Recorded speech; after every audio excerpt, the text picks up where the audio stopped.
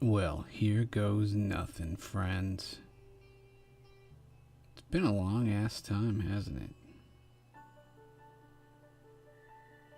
I haven't launched this starship of the imagination in a great many days.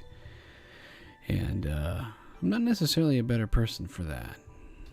I got to talking about this very craft. Got to talking about the fact that talking to a microphone is a kind of therapy. And normally I ride a desk after the sun's gone down and I make my art then. So, yeah, I've missed this. So, I wanted to make sure that my aging, shitty computer could still run this whole thing and that I remembered the setup for getting my stream broadcasting out into the aether. Seems like I did. Seems like I did an alright job. So, the one point of failure is probably going to be my Wacom thing doing. Anyway, I want to talk about me tonight because I'm a selfish prick apparently. Let me just use this time to give my normal disclaimers if I can even remember how this goes. This episode is rated B for bullshit. So I'm going to say a lot of stuff. Maybe some dumb stuff. And what I always reserve is the right to walk my dumb stuff back. Sometimes you just gotta say some stuff to know how dumb it is. So, nothing here is canon. I'm gonna share things I've learned, and if anyone comes along, maybe I'll learn something from them. So, yeah, that's how this works. I'm gonna take just a moment and mute myself, send my signal out onto other social medias, and then get some more coffee. When I'm done getting coffee, then we're going to get to drawing. I have a map to make tonight and stories to tell. So, thank you all. This is Into the Wild with Incomitatum. I guess we're going on episode 26. These things have no congruity. Don't you worry about any of that. No. So, I'll be right back. And I'm going to let the music cycle. This was just kind of my intro music. So...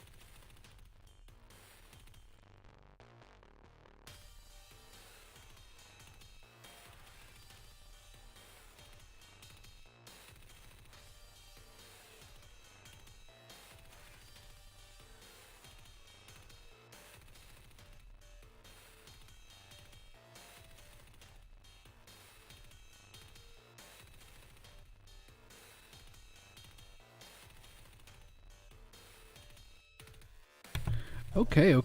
I got water. I got coffee. How long have we been up? That took a little longer than I wanted. It says we've got an uptime of 14 minutes. That's not too bad because, and let me add a marker here.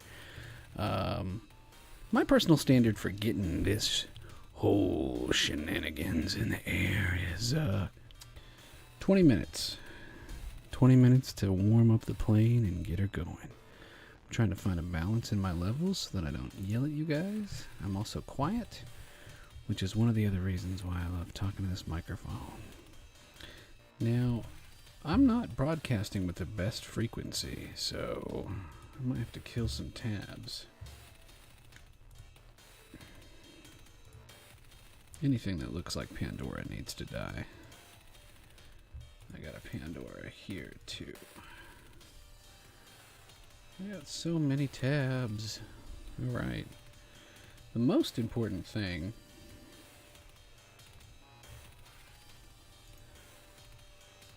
Can I just bookmark all tabs? Yeah. T1. We called it T1 everything. Close it now, please, forever. What about all these tabs? I don't need half of them. Probably Facebook is the worst offender, so close all the tabs to the right over here. Hopefully this stuff picks up. Discord is my only other outgoing nuisance, it seems. I have all these other tabs about being a good writer. Close those. Alright. Let's show the desktop, because I might have to kill some stuff. I mean, that is to say, processes, OBS, scene. Here we are. Hello, friends. This is Into the Wild with Incomitatum. I haven't done this whole thing in long enough that I don't remember what music I have. I know I throw 2 folders worth of stuff in VLC and we go for it. I curated it a long time ago when I was a different person. I have to rearrange my desk. Tonight is brought to you by some swill. Just regular old shitty Keurig coffee that I've added heavy cream and local honey to. Just a moment while I rearrange my desk.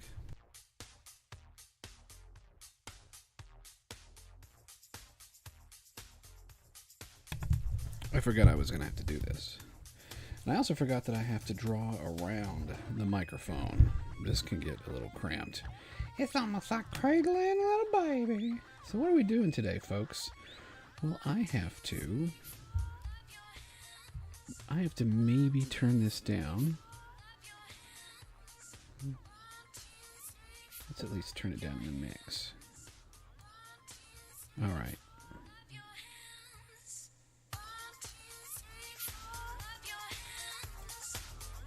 Yeah, I guess the outgoing mix should always be the loudest. And I should control it locally, so there we go. Alright. Hopefully this is better for us to talk to. So I'm currently broadcasting with no one listening, but you know, the other thing I want you all to know is that I do this as a record of who I am. I don't need anyone necessarily listening. Why did I do this?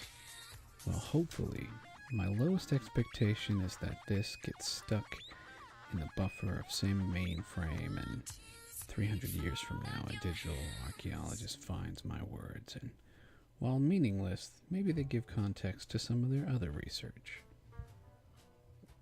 This is one of my favorite songs. I'm going to turn this up and jive over it.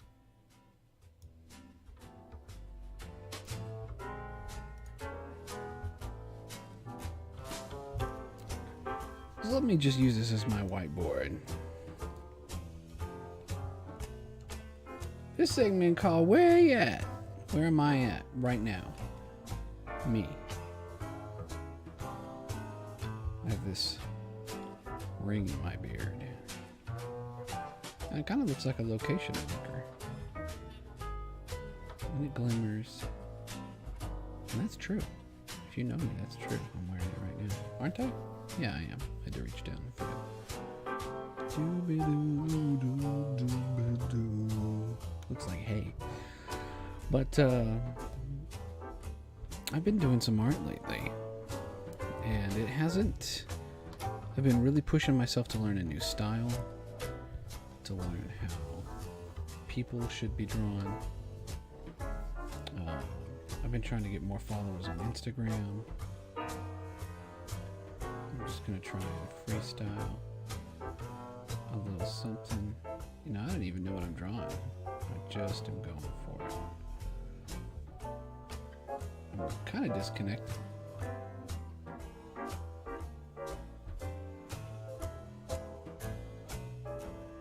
And then, of course, because I'm gross, let's just give that little dude some teeth. Why you gotta be like that? Because I'm weird. I don't know whatever was in the water. I'm trying to maybe start making a case for blaming the United States Air Force, because I grew up on their installations.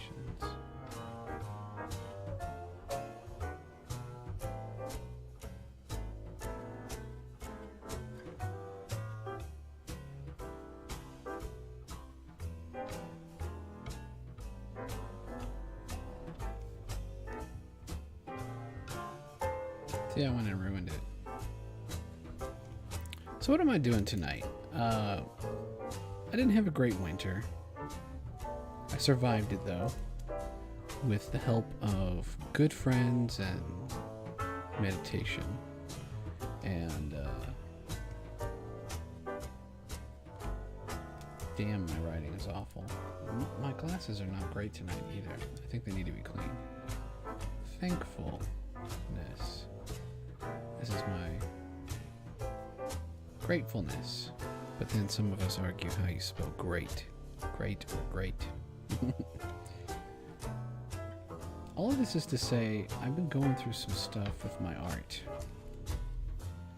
And so, a friend recently gave me the confidence to show that I can talk about me. And so I'm going to do that for just a minute. The other thing that I promised we would do is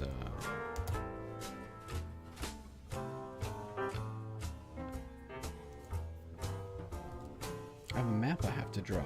And let me just draw a real quick concept of the map. But I know I want it to fold in half.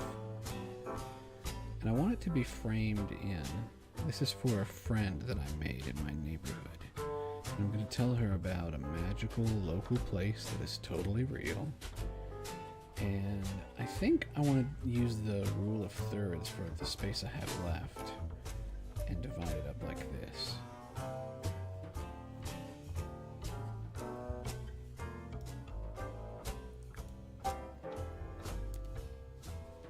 I'm going to make sure that this song doesn't repeat. One time was enough. I need a way that you all can vote on songs. I'm trying to check my metrics real quick. Oh Lord. Let's talk about voting on songs. It's not too bad, but it needs to be turned way down. Come on, I need an auto leveler or something. Alright, so yeah, what are we talking about? Try to be upbeat and excited. Tonight I have to draw a map. This week I have to work on some other things. I'm also going to be drawing a manual for a thing called lens. I hope I don't have to have an E. I think it's just lens. And I imagine it being something like this. And and some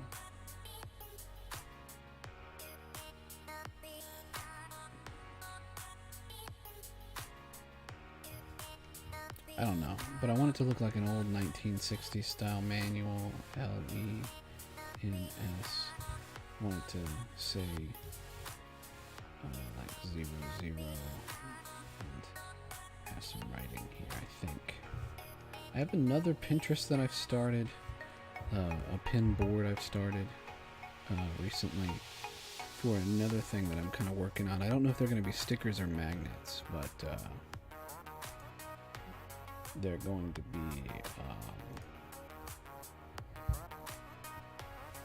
I called this Ancient Interface, but yeah, you know, like all these fun friggin' Fallout computers and whatnot. Chernobyl dashboards, command,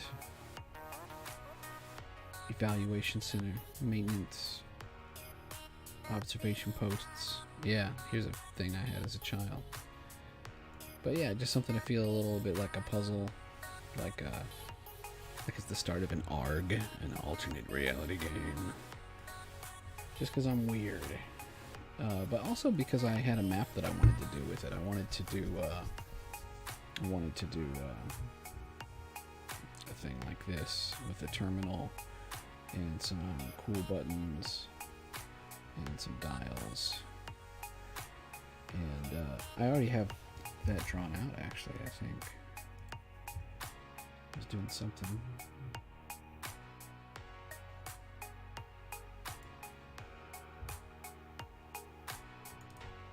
Oh yeah, Fight City.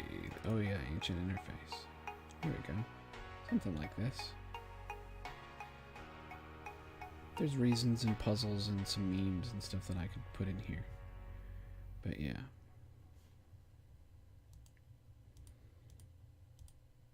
So today I'm going to be drawing this map. I live in a very mountainous region. So I'm going to have a mountain here.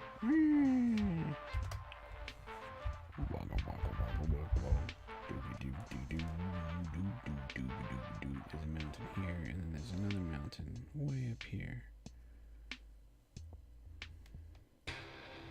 And then this is going to be a map. And the map is kind of like this. Kind of. So, yeah. And then this is going to be a picture. And the picture is kind of like this. Because I want her to know what she's going to look right at when she gets there. And I'm actually going to have a wax seal on this. And I'm going to make it as though it were going to look like parchment. So this can be, I'll just add a marker there. Talking about the parchment thing. And in fact, that's why this document is 8.5 by 11, because this is what I was going to start drawing. I need to go get reference for it. But this segment is called Celebrating My Own Art. I've got coffee. I've got some water for hydration. Yeah. Let me show you something awful I'm working on. Working on my newest avatar. Been playing with color fonts. This isn't actually what I'm going to have in the final version as the title font, because I want this to feel very low contrast and like it's an giant e-ink display that's pulling up my identity because this crazy wing is near enough to it. So like it's profiling me. Yeah. So.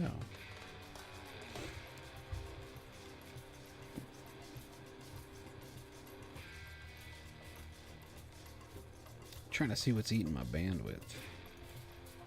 Wonder if that's something I can do here. Got a lot of crap running, but I always do, don't I? Photoshop.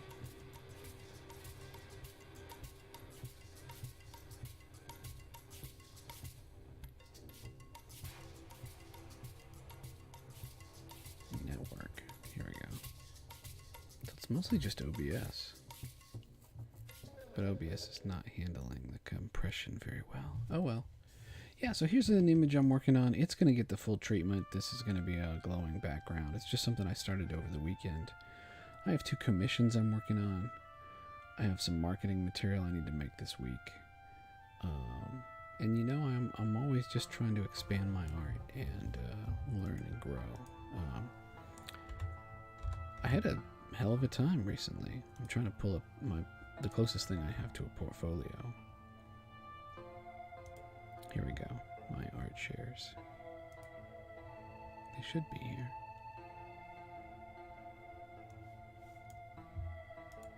Yeah, so I hope this comes through.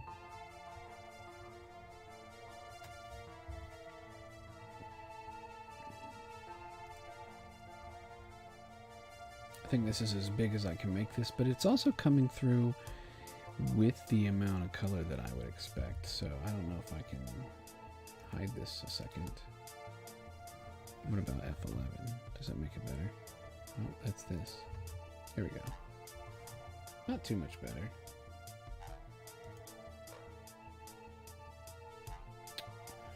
All right, let me put a marker here. So here we're talking about my own art, and recently, I want to describe this with a bit of thought and sobriety. So let me take just a moment to think.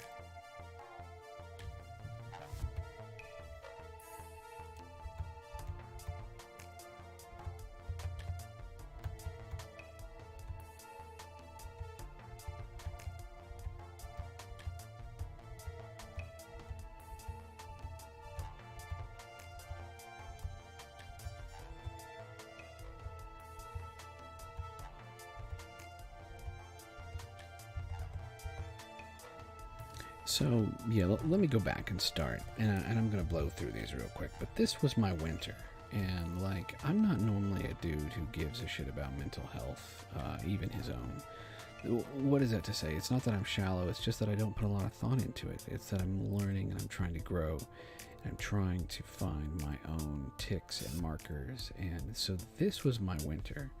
This shows you the feels of just how cold and lonely, and despite the fact that I had friends,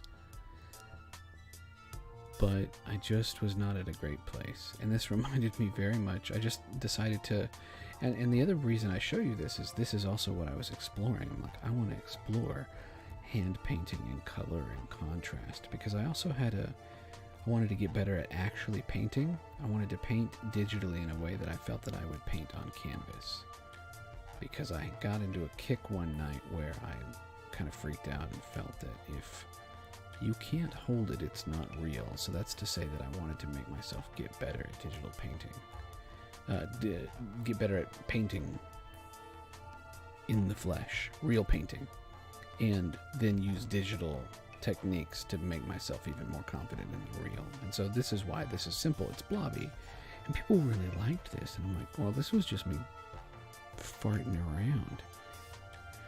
Oh, that's the other thing. Yeah, I was going to give my disclaimer. Everything's rated B for bullshit. But the other thing is I casually swear. I'm just kind of an idiot.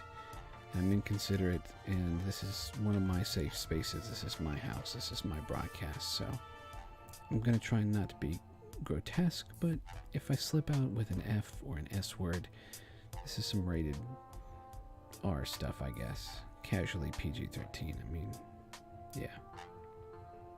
I'm your weird friend from across the street, and hopefully you might learn some art stuff. So here was one of my arts. This was winter time. I gotta get better at faces. I'm trying to learn. Grid paper is really helpful, so I just made up this stupid grid paper, bleached it, made it look all trendy, like it was an old engineer's desktop or something, but really, just drawing on top of it, even if you're not going to do it on a day-to-day basis, helps you understand this. Helps you understand what the hell you're doing. Because I find the way my brain works is all of it is about your learning style. And I constantly learn by comparing. So even if I didn't get an art book that said the rules for drawing a particular style, it's like, okay, how can I break it down? So I'm trying to get better at perspective. See the kind of blank face over here? Yeah, I've hid my interface. It's weird looking right now, but that's because that's how I want it to look. So I'm going to play this real quick. I want to make sure that yeah, all right. So let's go back. So I wanted to get better at, again, digital painting. This is trying to, I would lay down very thin lines, but not, and then just paint, go to town, pick from just my own sense of color. I have a nice color wheel that I paid for. I don't pay for a lot of software or extensions, but the colorist color wheel is something that I very much endorse.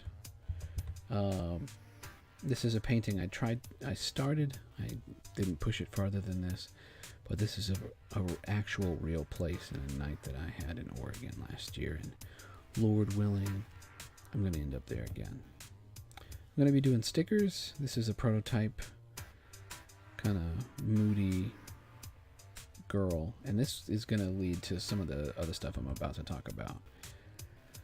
And I don't know what it is. It's kind of like if you ever played the game Full Throttle, but I'm just drawn to the kind of this desert expanse. And this is something else. I don't know what the timestamp on this is. Winter sometime.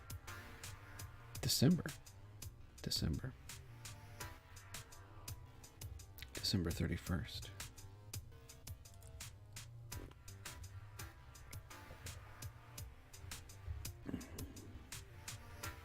But I'm very much starting to put little faraway details into my art over the winter.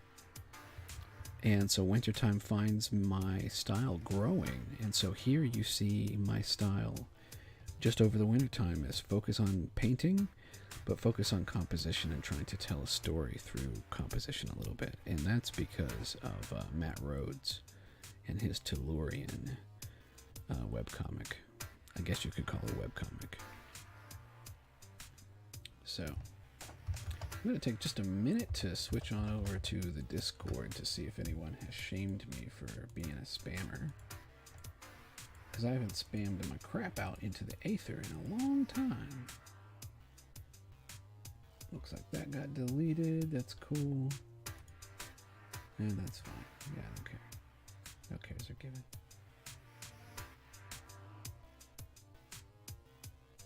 All right. So here I am. I'm back. I had a viewer for just a second, but then they disappeared. I'm just making the rounds. Google Plus is dead, and that was the thing that devastated me throughout the winter. Yeah. And in fact, maybe I should. Well, no, I'm still celebrating my own art. So, what is someone out there said something about my stream? Did I even post my own stream? So yeah, that's the other thing is I'm trying to learn to cope with the death of Google Plus. It's been an ordeal for me. I didn't know I was going to take it so hard, and I don't have quite the following that I had on Google Plus as I do on MeWe. But yeah, let's talk about this just a little more. Right in the wintertime, I also went through a metamorphosis because I saw the final episode of the Netflix show, what was it? Voltron Legendary Defender. And so I kind of wanted to draw like a little dog mech, and the dude's refilling, and it's in the desert, kind of like the game Full Throttle, and there's this weird airship. Maybe it's looking for him. You know, pushing little details. These colors here remind me of like a Waffle House. So yeah, little, I can say Waffle House. Waffler House. Yeah, that's my stream marker. All right, let's keep going. Yeah. You either get it or you don't. I'm not gonna Google it. This dude's from Voltron, this dude's from Adventure Time. They're both existential cosmic beings that really get off considering alternate realities and probabilities. So I've been trying to celebrate this weird new, I wouldn't call it a religion, a dogma, a discipline of reductionism. And it's like, it's my own personal discipline of saying, if I think I'm hot shit, let's see what I know and push myself to go small. That is to say, let's do little push-ups. So the next few images you're about to see, the reason they seem low image is because I started doing them real small. I just wanted to, with no real plan, focus on different focal lengths and compositions and colors. And go fast. And I did a good job doing that when I started. And then the problem is I started allowing myself to take more time on them. In fact, you can see the time jump. Oh, and in the foreground here, I actually own this mug, but these are a very similar style mug to what they had on Deep Space Nine. So, DS9. What I'm talking about is like when they'd order drinks. There's a few of these mugs. You can find them at thrift stores if you look. But, yeah, you can just Google the Deep Space Nine mugs, too. I have a few. This is just some weird shrine. I was thinking of kind of a Civ 5 perspective on a little fantasy town, some woods, a silo of some kind. A shrine that actually shits out clean water because this would be some god of water. Someone's tagged their own god's graffiti down here. And yeah, isometric perspective is fun, but, you know, I also wasn't going in with any helpers or guides, so it's kind of fucked up in a few places. Here's a quarry. This is all the base of a mountain. If you look real close, you can see the weird fish down here. I'm always trying to hide weird crap in my art. I need it to be a little weird. I mean, I was raised on Henson and Robin Williams, Sesame Street. There's allowed to be a little too weird. This is probably one of the... So this is important. Sorry, kids, look away if you're offended by this kind of stuff. I'm not good. I'm an environment art guy. This is why images like this and this, some of the other things, all these, this is why. I don't get to, yeah, look at something like this. Perspective, neat, buildings. Why did I just dash away from that? This is especially with the kind of stuff I'm talking about, environment art. Why did I just do that? And the reason is drawing this was a huge leap forward for me. Because I don't allow myself to draw things that are even close to lewd. But I knew I wanted to celebrate this strange, kind of intimate, inappropriate. Like you just walked in on these two people and that thing where animal eyes glow. And I wanted the cyberpunk kind of, it's raining. If you look back here, I don't know if you can see it with all my other title crap in the way. There's an animal head back here. It's just one of the sexiest things I'd allow myself to draw. And this, people reacted positively to it. So it became important. So then I stuck with the neon. It's like, oh, this reminds me of like Blade at the end of the movie when he goes to Russia to fight those other Russian vampires. It's like this is outside the nightclub. You can have a smoke breakout here. And I really just liked using the dodge layers. Yeah. And you'll see, I'm allowing myself to get more complex and take more time and unfortunately get caught up. This is part of a commission I was working on. And this is going to be one of the first things soon when I finish it up. I have just a few more drawings to add to it, characters. I've hidden things all around it. I had a particular book. I need to find the book and I need to do a stream just about this book. But I had a particular book as a kid. It was not Where's Waldo, but it was similar in some ways in that each drawing was part of a story, but every drawing had the miraculous amount of things just hidden in it that if you would just open up your mind and allow yourself to just really look, you'd see. And so I took painstaking time to just hide all sorts of weird symbols. And this is a draft. I mean, this you should be seeing the final version soon. I mean, in this whole scroll. Yeah, so I've been thinking more about the art of what I call scrying.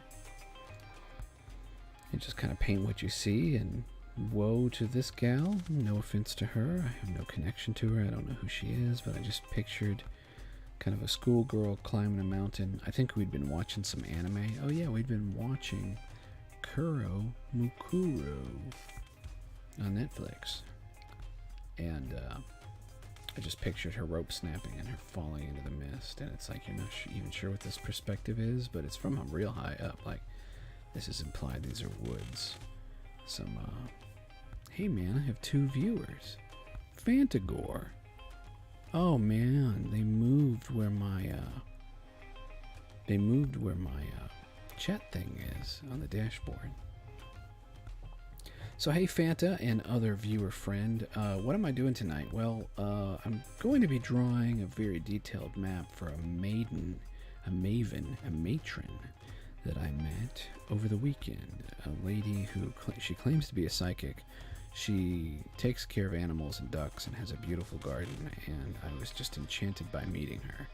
We've seen her around but never traded names. And so tonight I'm going to be drawing a map, but some friends said that I needed some talk therapy and to also just talk about my own art, give myself a little art gallery time to, you know, let friends who are willing to watch the stream in on some of my thought process and even the Easter eggs that are hidden in here. Nothing in this one, but yeah.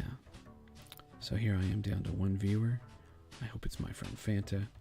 And yeah, I'm going to keep talking about these until we get caught up. This was all about the color palette. This started out, I knew I wanted just this dark kind of cobalt blue. And as I barfed some of it out in the high contrast, I just started seeing like this weird dog helmet. And I tried to go with thin lines. Very Moebius. I don't know what he's doing, but it's like he's pushing back the sands and revealing some ancient crypt that's made of adminium so it can stand the blast of the star of his staff. I don't know, man. Sometimes you just gotta paint what you see. This is one of the favorite things I've done recently because I purposefully just like, what do they say that? Where you bear down.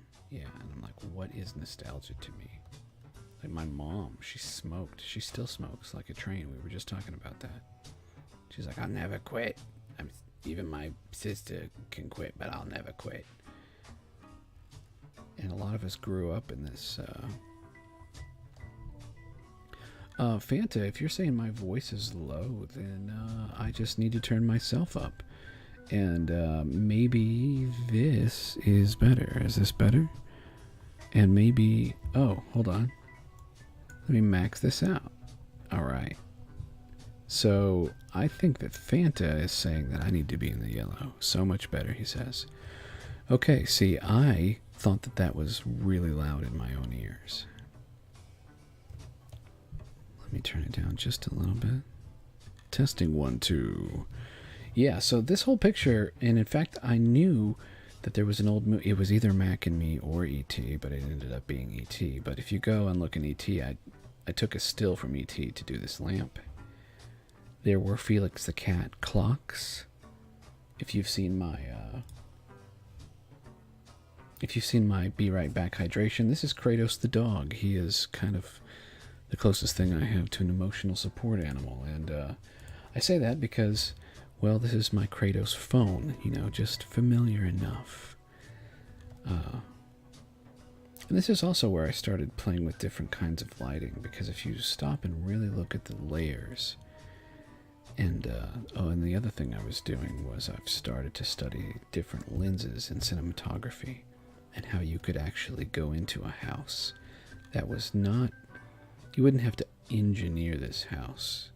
in different planes like a sitcom to get what you see here. You just would have to use a particular lens that actually makes everything flat looking.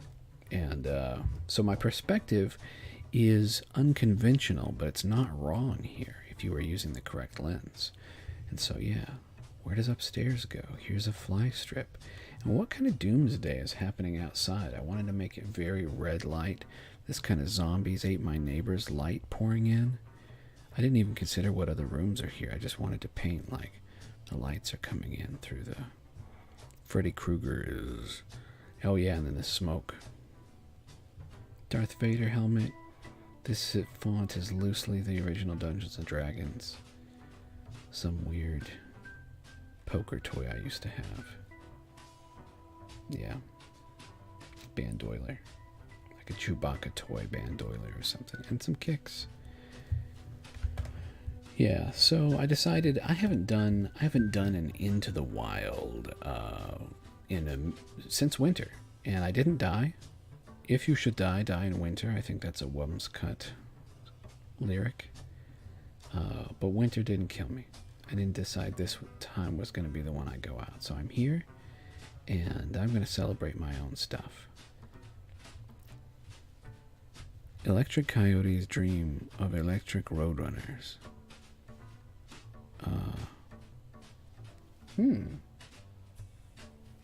No. But I also have a piss poor memory. Bree and I have a... It's funny you would say Electric Coyotes because Bree and I have like an OC amongst ourselves about Electric Coyote. Maybe you're talking about this particular... Are you talking about this? Because this is actually the closest thing that I would consider to Electric Coyotes. Fanta has said, your stream is named that, and oh, maybe the stream name is something. Episode title. Oh, that's probably cool. Yeah. Yeah, man. I mean, did you get a chance to see Maniac, Fanta? Or, Sorry to Bother You? I bring it up because they're kind of like modern dystopian Brazil. You know, they feel like Brazil. They feel a lot like this, like a satirical Judge Dredd. A little more, somewhere between, not quite Idiocracy, but yeah, a satire on how fucked up the world itself is. So this is another one of those images that I wanted to put like an incredibly squashed focal length on and have planes. Because I like the idea of being able to sit in an image and go play different places, like go sit over here, or look at this weird hover car that's parked here, or go sit on this power thing between the lanes of traffic. Walk down the stairs and past this art sculpture and down these stairs and into the shops. Or up. This is how you go up and into the megacity blocks. Maybe you're a janitor and you work up here. Or maybe you work back here in this strange university or hospital. I love cutting in and just placing dubious buildings in the fog of the city light. It reminds me of the opening to Mega Man 2.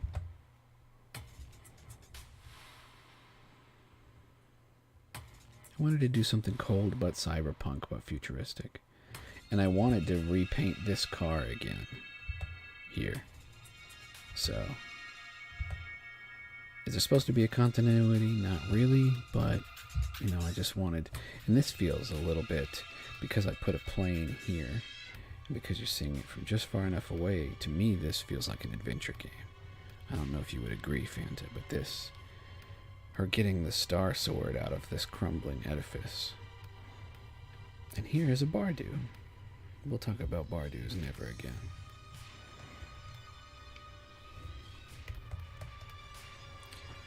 So I made this for a friend of mine called Squidlord because he was my 100th Instagram follower. Funny thing about that is since then I have fluctuated between 112 and about 70 followers. And that's okay because what I've learned is that you really cannot put any self-esteem on those numbers. You will go mad because they can't mean anything. I'm an alright artist. I'm slowly coming to terms with the fact that I have a little bit of talent. And if you try and find pattern or meaning to those, then yeah, it'll drive you nuts. But yeah, so I whipped up a quick model in 3D just to get the lighting and perspective the way I wanted to, and I wanted this awful because Squidlord he just is, and he's a good guy. I've known him for a few years. We're not as close as I'd like, but I'm like, okay, this has to be a little bit gonzo, and so I wanted to make it like the Nether, but I wanted to make it a little bit like Portal, and here's this awful number 100 that is like this cobbled together snail beast, and these ogre-like tanks are coming in. And by the way, this dude is a sock puppet. Or yeah, he's a puppet. He's not an actual dude. You can see some arm hair down here.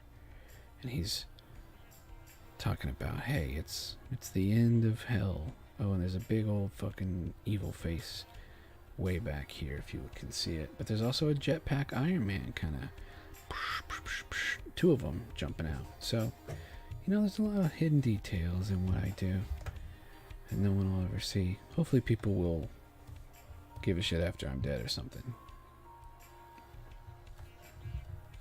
So here we go. Here's something I did on a whim. All I really wanted when I started was this lighting scheme. I knew I wanted a back to tank, and I knew I wanted like a door that I could spray paint something on, like this is a university or a research lab. And I knew I wanted these pseudo-futuristic Mega Man 2 intro-looking buildings back here. And it's like, alright, well then the more I did it and the more I tried different lighting schemes and value setups, and for a while, because of the way that I lay in my lighting and my value, for a while it was noon, and then I'm like, oh, I want it to be night, and I want it to look like they kind of had a party, like they had some breakthrough, but Shrimpy is still in the tank. And then it's like, well, what do you do outside? And I was going to have some trees, I'm going to have it be tranquil, and I'm like, no, I want the contrast of color. So I'm like, fucking, how do I get orange? Well, explosions. So orange and green, I knew I wanted that contrast. And then it's like, well, Shrimpy's mom is causing explosions, like this psychic giant krill shrimp thing, like a kaiju psychic shrimp. And yeah, so then this is what I did next, and I really like this, but again, you can see that I already broke my convention that I started towards the start of winter with, and that was go fast, do simple. It's like, no, I want good. I really need to learn to sprint better, but yeah. I gotta turn this music down just a little bit.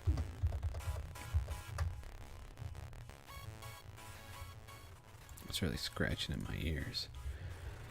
So yeah, I have a kind of sci-fi tale that's been ruminating in my head, and it does involve some mega corporations, and so a joke here in the bunker has been about this commercial for One Noodle, and what One Noodle is. And so it's like one continuous forever extrusion. The One Noodle always was and is and will be. And so it's kind of like ramen in a pouch, because it's also space food, so you got to be able to like just pop the top off and start sucking the noodle out. And it comes in different flavors. And I wanted to design this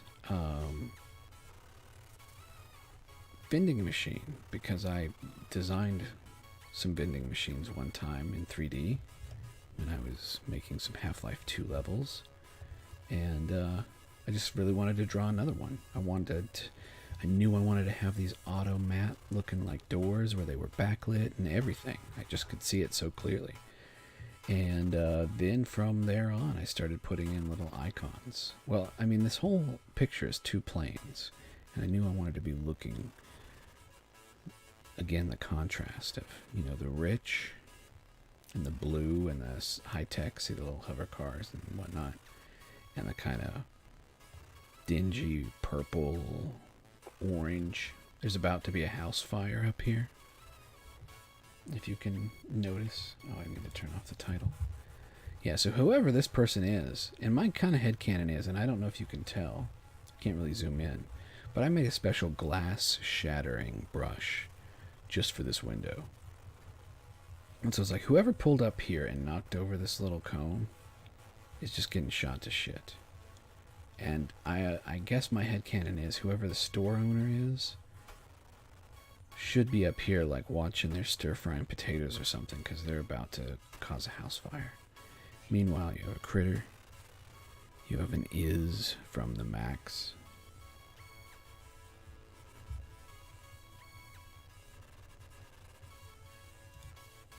Right down here. And then this side of the picture is dedicated to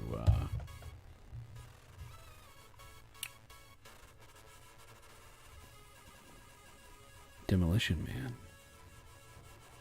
and how after the franchise war, Taco Bell is the only place to eat. And then there's a line that I always get wrong, but I like my own headcanon better, and it's in Judge Dredd, but it's be kind to others, make new friends, eat recycled food. Now, that's close enough, but that's the way I've always remembered it, so I kind of put it here. And I put just enough of an effect where the sun is streaking between the buildings that it's actually washing out the electric light. You can still see what it says sometimes. I don't know what kind of device you're on. And see, that's the other thing that I've grown over the winter is I'm starting to tell people in my broadcasts, specifically, if you like my art, turn up the brightness because you're probably looking at it on your phone. And no offense to anybody, but if I don't say that, then I'm even less in control of how you perceive my work. So it's just little things like that that I'm always trying to learn. So here's the final version of this. I think, Fanta, I want to give you just a moment if you're still with me. Did you get to see this?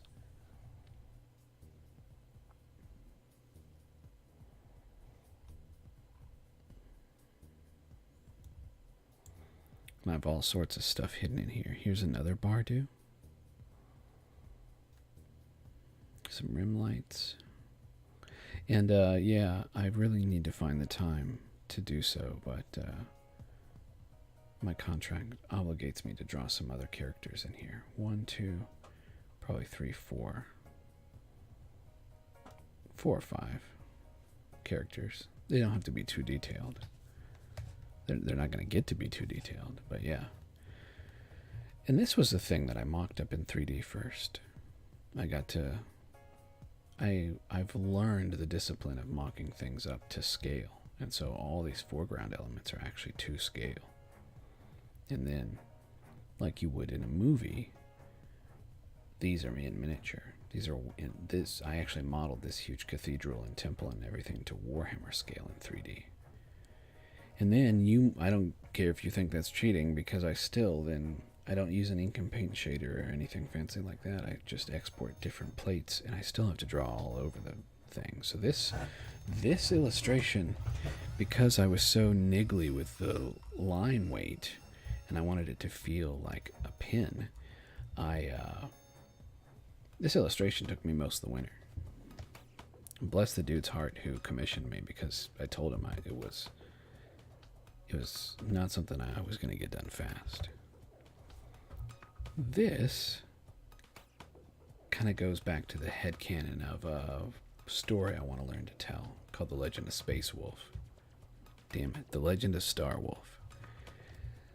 And I was thinking about first aid kits, and I was thinking, wouldn't a first aid kit be neat that when you pop it open, the thing has enough of an AI like Alexa or something that it can talk to you and diagnose you like a Star Trek doctor?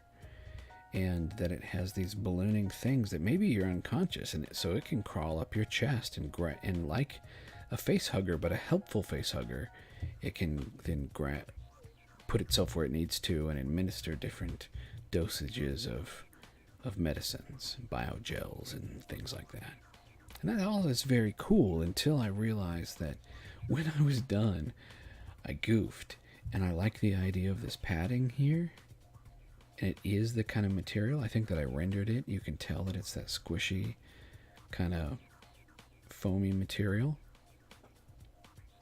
But I needed to put it down here, not up here. This needs to be more like a hard shell, because this is facing away from the face.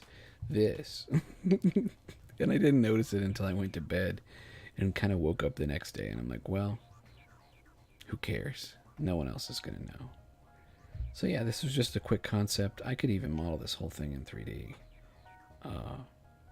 Take it to Shark Tank or whatever. I mean, it bums me out that more and more people are doing that. They're just coming up with a thing that is kind of neat, but then passing it off like it could be a real thing. Like, it's a neat concept. Anyone's welcome to the idea, but I couldn't make it today. Oh, and here are little eyes, like little cameras.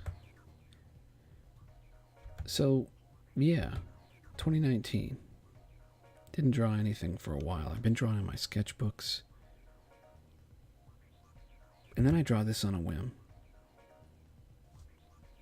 Let's take this in for a minute. So this is the start of the uncomfortableness. And this is why I paused on that other video of the two people kind of being walked into in the dark. Now, I drew this chick because I'm trying to get better at proportions. And even as I hold my hand up, let me give a second. So here's a whole head. Yeah, here's a whole head. And then for about half the face, give a neck. And then for about half the whole head, give her sternum. Yeah, so maybe your boobs need to come down just a little. But then, yeah, a 5 or 6 head tall character, her proportions are not too bad. People have been giving me shit for the next series that I'm about to show. And this is actually why I'm doing this whole video. Because I really liked this. I liked this image so much that I sat on it for a few days. What is this? April 5th. What's this other one? March. Yeah, April 5th. And then this is... Yeah, so I sat on it for almost 10 days. Excuse me. But yeah, I mean, look, I think girls who smoke are kind of hot. I'm old school like that. And my wife is half black, and I've been liking some MIA and Janelle Monáe and Azalea Banks. Yeah, stuff that a dude who's almost 40, who has a beard, really has no business listening to. And then, you know what? I also realized, who the fuck cares? I can do whatever I want. So I started drawing shit like this. And a lot of people were turned off. A lot of people asked, is this for a game? And I'm like, no, but it could be. Like, I'm kind of a whore, and I admit it. Like, if people show interest in one particular thing I'm drawing, I will tend to draw more of that. It just is the way I am. It's not necessarily healthy, but I kind of need a following of some kind. So, yeah, if my people, whoever they are, and I've got a couple fans that if I tag, then they'll really just, descend from the heavens and help me out. But, yeah. So, this is what it is. It's not lewd. Some communities would tear it down, saying it's not safe for work. And I'm like, well, which is it? The fact that she's smoking, implied that she is smoking a joint? Is it that she's a little too sexy, weird, cyberpunk? Is it the fact that she's got a gun behind her back? And see, the other thing is, I had an existential crisis over the winter about whether or not, and I think I did in one of my streams, about whether or not I should draw people with guns anymore, because as I become older and more of a hippie, I become, in my heart, a pacifist. But guns are cool. And in a weird, reductive way, I get why we need them. I get why we have them. I get why dudes invented guns. We have peckers, and we wanted to affect things from far away. Bow and arrow, guns. And then, be able to kill other monkeys and stuff. So, and in this setting, what is this setting? Well, my brother came over a day after I drew this, and he's like, "Hey, is that the Acme water tower? Do the Warner Brothers live up there?" Like, that made me giggle. All the cars in this hover set, or most of the cars in this setting, end up being hover cars.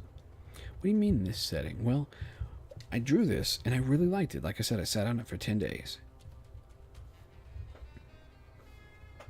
I gotta check my metrics. Give me just a second. I gotta make a quick round trip. Discord. Where are you? I'm here, here, here, here.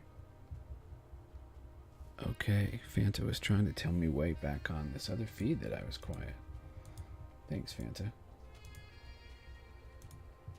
I hope that I've gotten louder.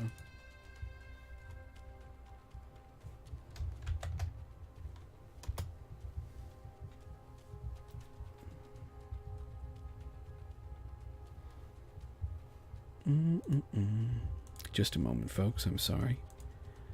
I forgot that there was one last community that I needed to post my stuff in.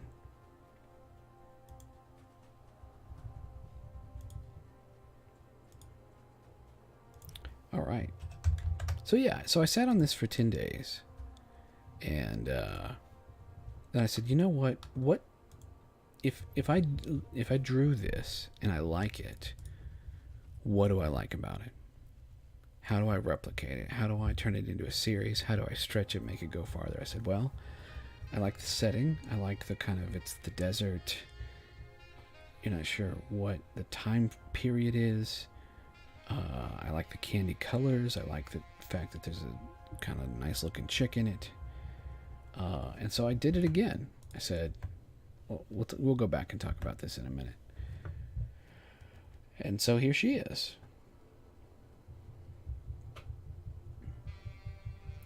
She's definitely leering. People are like, oh, well, she's weird looking. She is looking down a little bit. Waffle Barn is a parody on Waffle House. But she's also got this cool cyberpunk threading on her stuff. It's glowing, because I like glowy bits. And by this time I decided, well, what was my formula? Well, there's a girl of color who is semi-attractive but also intimidating. She's got her own back. She doesn't need your help. If you're lucky, you get to be her friend. In this strange Americana wasteland town, the water tower's back. And it feels just familiar enough. Then there's a vehicle. All of them have a vehicle. So here's the next one. This chick, I wanted to make a thick chick. My wife is half black. She's thick. I wanted to make her a bit of a shaman. Same elements are here. Water tower, vehicle, a little bit of confident lewdness. But none of this is rated R. I'm not showing nipples. It's not sex. It's just, hey. And it's also a really hot environment, so they're going to hang out. They're going to show skin. I really like this reflective material that I'm trying to learn how to render. So this is like a sheer silk nightie. She's wearing it in a warehouse. She's got a milky eye. She's given up one eye. Now, one of the things I failed to do here properly, because I talked to some friends and fans. First of all, I have a little cactus way back here. It's in my hidden cactus. But people didn't understand just how damn big this weird bird spirit is that she has a bond with. This is her other eye, by the way. And these girls have kind of teamed up, and if there's any story to this, you can suss it out by rolling your investigation. My wife called this the Mr. Melty truck. But this hover truck was shot up, and then you can see, hopefully you can see, the ways in which it was attacked, rended with his upper claws. So yeah, I'm trying to put story into everything that I'm doing these days. Little hints. And I don't know if I'll finish this series. It was strange that I got so much pushback. I have some other ones that I want to do. But yeah. I just needed to talk about those apparently. Just to get it off my chest. Here's what I'm working on now. And minus the 14 minutes that it took me to get the stream up, I've been streaming for 1 hour. It's pretty good. Pretty good. So, where does that leave me? I'm going to try and keep pushing my art forward. My friends are telling, my closest compatriots are saying, fuck them. Do whatever you need to. Draw wherever your heart tells you to go. I haven't done a memeable little title card like this in a long time. Years. So I feel like people need something like this to be able to get to know me, build empathy with me quickly. Oh, I think I know who he is because he said he likes all these things. So I'm still working on this. This isn't a priority though. So this is why I don't even need to save this. Tonight, I'm going to look up a little bit of reference for this old manual stuff. In fact, maybe that's what I'll pause on. Here's my Pinterest. Yeah, you can see the kind of things that Pinterest thinks I'm into. It's not too porny, so I'm not ashamed. If I was a better human, I wouldn't be ashamed anyway. But, let's look at old tech manual. Oh, yes. This is delicious. I want to save. Damn it. Delete. Delete this pen.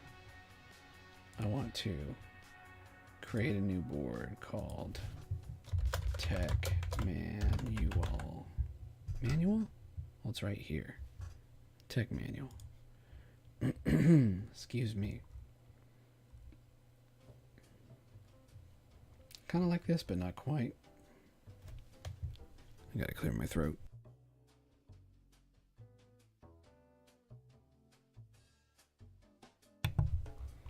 I mean, I guess the only thing to do is to click on this and see where we go, right? This is part of the game that I play with myself and even my wife, where we're like, oh, hey, let's click on Pinterest and see, well, this pin can lead to that pin, can lead to this pin. Where do we end up? What do we start with? Depends on what your seed and your requirements are. Let's find the funniest images. Let's find the bloodiest images. Let's find the most cyberpunk images. This is actually very much the kind of thing that I'm into for this manual that I need to. And see, it's trying to build in some of the ancient interface stuff that I've been looking at. So,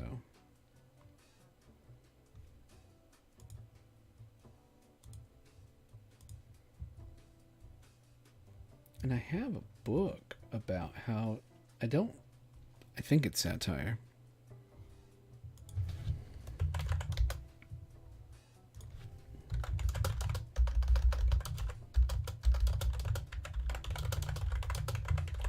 How to build a time machine. No. This one. Sorry, I shouldn't yell. Paul Davies. Who did...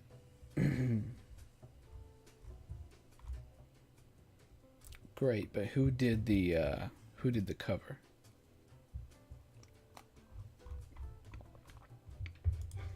Oh well.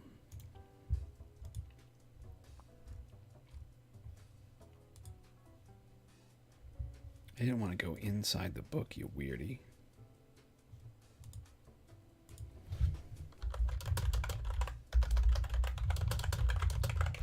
Maybe I'll look for it here. No? Yay. Save. What else do we get? Another weird book. things do we get? Anyway, yeah. So one of my next things is I'm trying to come up with an old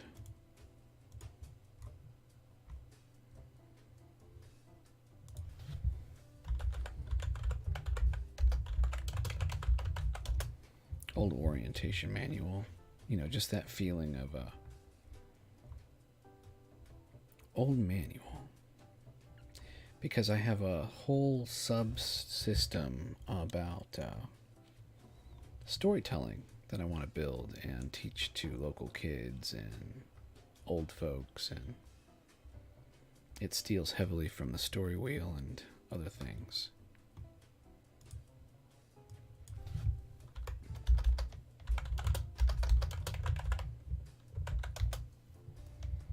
Old manual, service manual.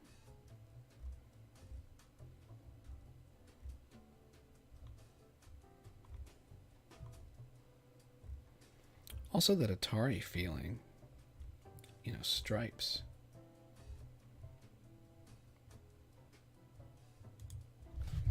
Let's go to Google. Old tech manual, stripes, Atari images.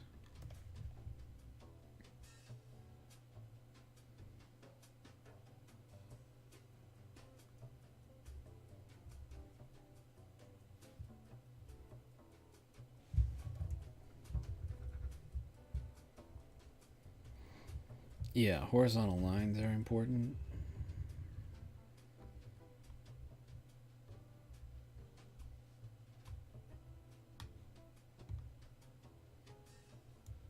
Let's just do old tech manual.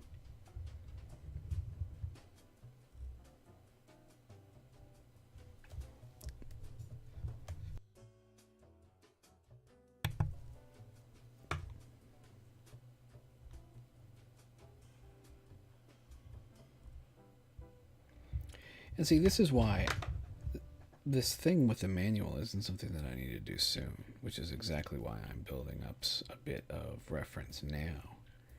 Because over the next couple weeks, hopefully, I hit more on what I'm trying to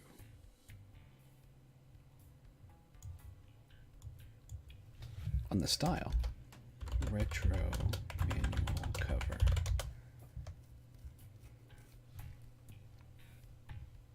This is kind of like what I'm trying to do. This might be even more like it. This is definitely like it. Okay. Strange, but we'll go with it.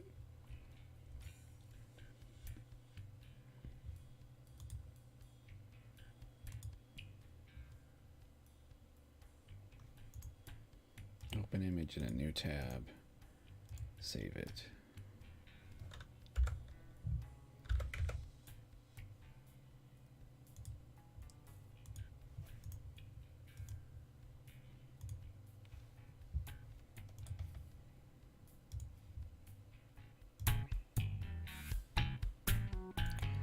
I'm going to put this on a loop, this song, and I'm going to take a bit of a break. Like I said, we've been doing this for over an hour. In the next half of our show, I'm going to actually get to drawing. So I'm going to refresh my water, and then I'll be right back.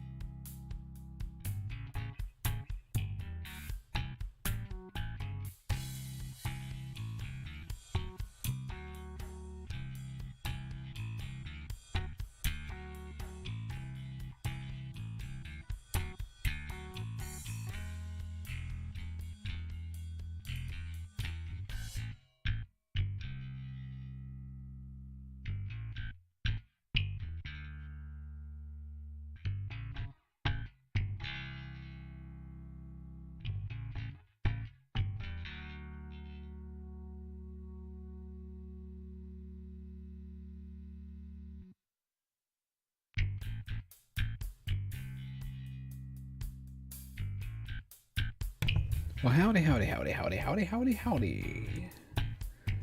I'm happy to be back with you all. This is Into the Wild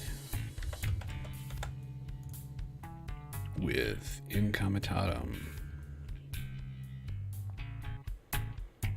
Oh, I never hit update information.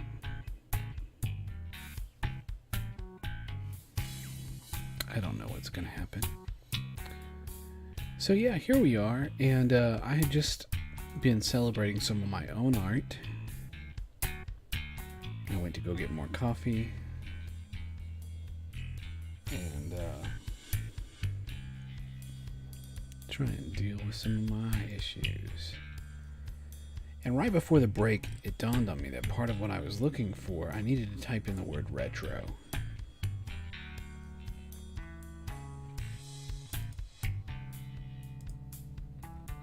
So I'm trying to build a pinboard for an idea that I have, and I might execute on it later in the week. But yeah, this kind of minimalistic tech manual.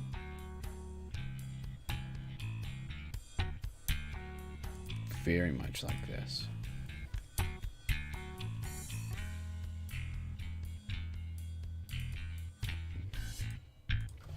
I'm gonna mute it while I do this.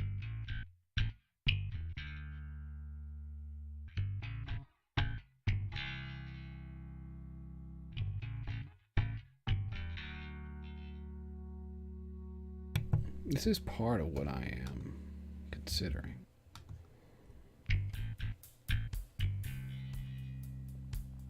A little bit of a guide on how to use your imagination. So I wanted to see what there actually was already.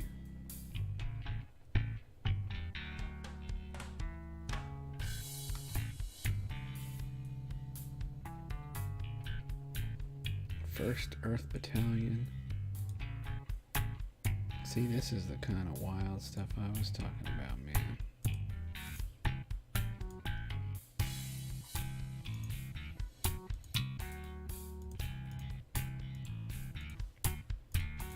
So I gotta come in here and save all this.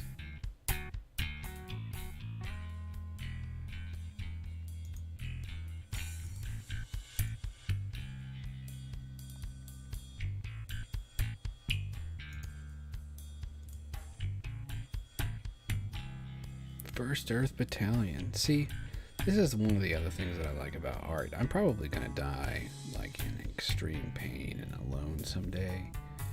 But part of the reason I'm a polymath, I hate using that term, but it's like I have an idea for one thing, it's gonna have parts of this other thing, and you bet your britches I'm gonna research all along the way. So now I'm picking up the names of this Lieutenant Colonel, seeing this stuff about the Earth Battalion. And I'm gonna get us off of this looping song because you poor folks have probably heard it. Oh yeah, and to go with entropy and number generators, my favorite number is 8. Through the night. Let's skip forward 8 songs, and here's where we find ourselves. Nice.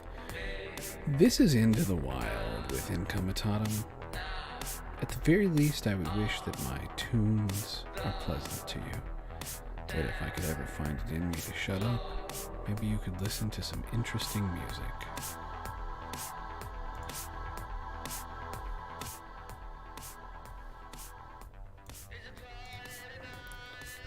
But keeping my levels are important too. So yeah, all these kind of things are things that I want to add to the tech manual thing. Possibility thinking. See, I don't know nothing about this.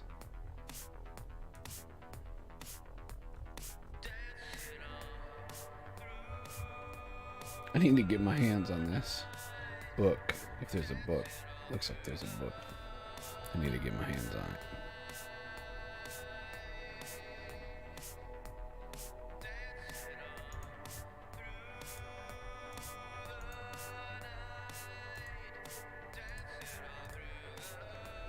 So the other thing that I've been doing is, I don't know if I've talked on air in any of my streams about the tattoo that I'm about to get. It's a derivative of the fractal of Dan Harmon's story circle.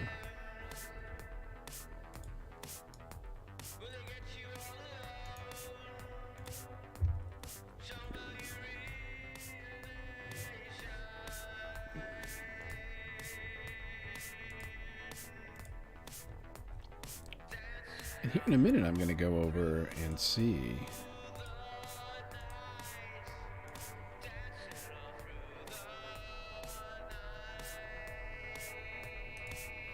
sometimes the boards, this is pretty good actually, sometimes the boards will have recommendations pretty quick. Yeah, and it's funny because I was working on another commission for minimal ideas. Let's look at those real quick.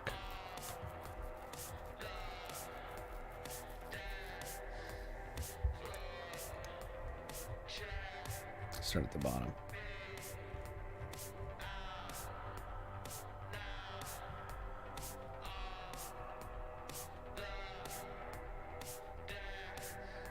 Because I wanted to do some stuff that celebrated value and minimalism.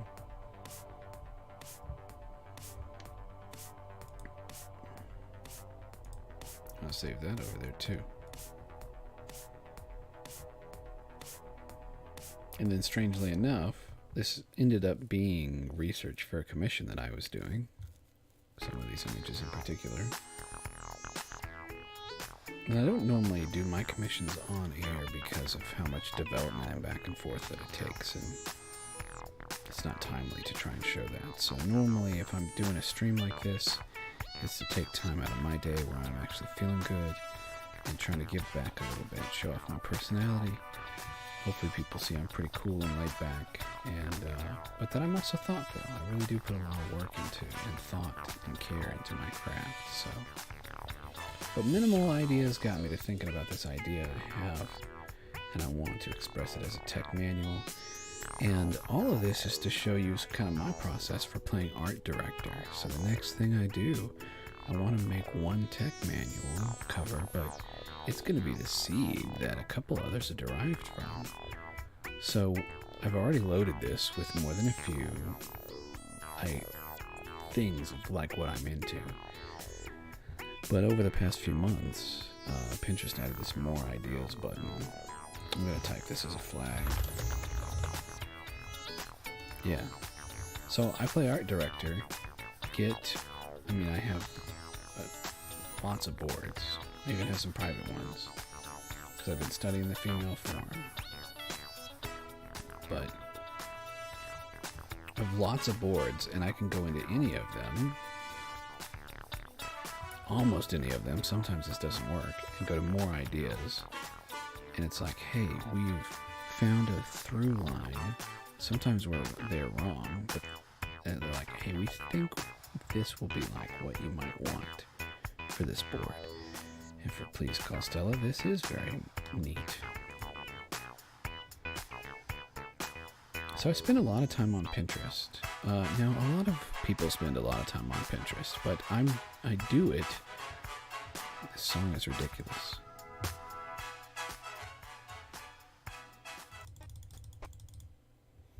Night Cave.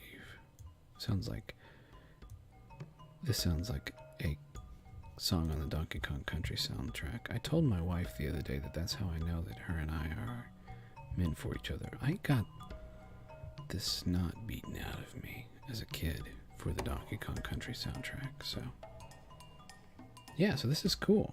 So I spend time on Pinterest trying to look at art and see what people are doing and keep up to date with trends, and so I can decide if I want to lean into them or go the opposite direction. I mean, I would love to be able to draw this well in a minimalistic style. That dude doesn't have a lot of detail to his face, and yet there he is.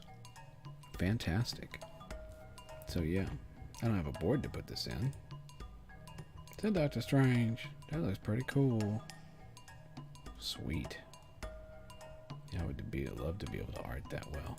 And I'm getting better. I mean, I'm finally able to see my own talent in things, which is a big deal. That's gorgeous. So yeah, then I come and I pick from here. Things, I kind of reward the machine.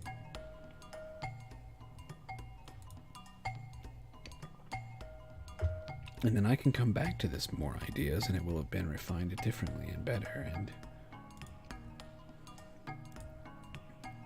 more than a few of these are similar to what I want for the manual that I'm working on. I just have to figure out. I gotta figure out how. What. Some symbology and some layout.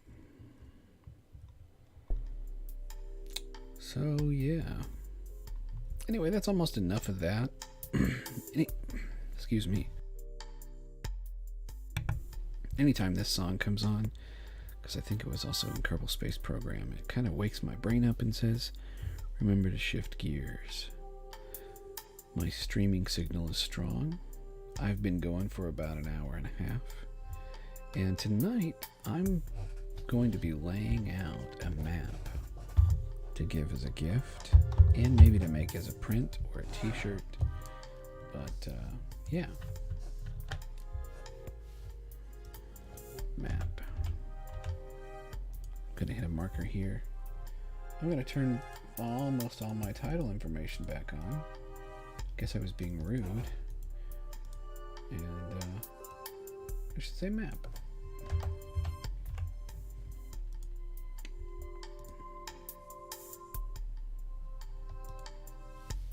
Okay, so here we are. I need to advertise my stream in one other place. Hopefully I don't get yelled at. We'll see. We shall see. We shall see. I need a lot more caffeine. I'm not tired, and that's the other problem. I've been so existential lately, and I don't know what to do about it. And I don't know who to talk to about it. And it frustrates everyone around me. But, you know, part of the theme of tonight's show is celebrating your expression. So you have to celebrate that you even have the ability to be angry about something. So the story goes that there is a wonderful woman down the street from us. We see her when we go for walks at night sometimes, which is to say sometimes we go for walks at night, which is not often. And in doing so, I normally dress fabulously because I am fabulous. You know me, that's how I am. And she waves to us and she calls us darling. She says, hello, darling. She sounds like female Ian McShane, which is actually a compliment. She's very mysterious. And we love seeing her. We just love running into her. And she kind of told us, so the other day, it was the most beautiful day we've had all year, and I ran into her. She was sitting out on our porch, and we were going for a walk, and we talked a moderate distance apart, just far enough that we had to kind of yell, but not so much that the neighbors could hear. And she told us all about the animals that she takes care of. She also has the prettiest yard. Just inviting for gnomes and fairies and things. And so I told her about this place that is a local place that is enchanting to me. And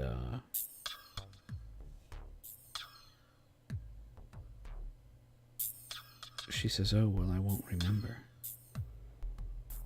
And I said, you know what?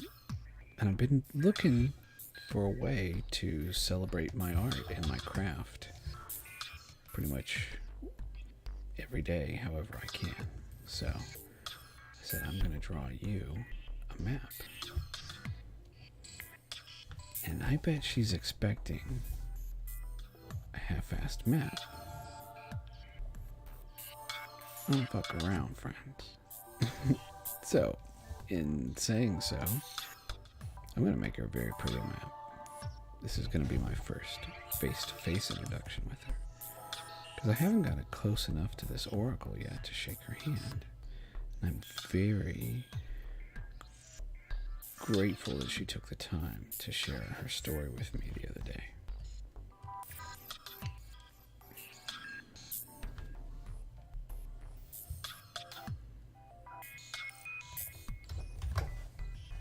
I gotta find some thirds. Luckily, Photoshop allows me to do that pretty quickly.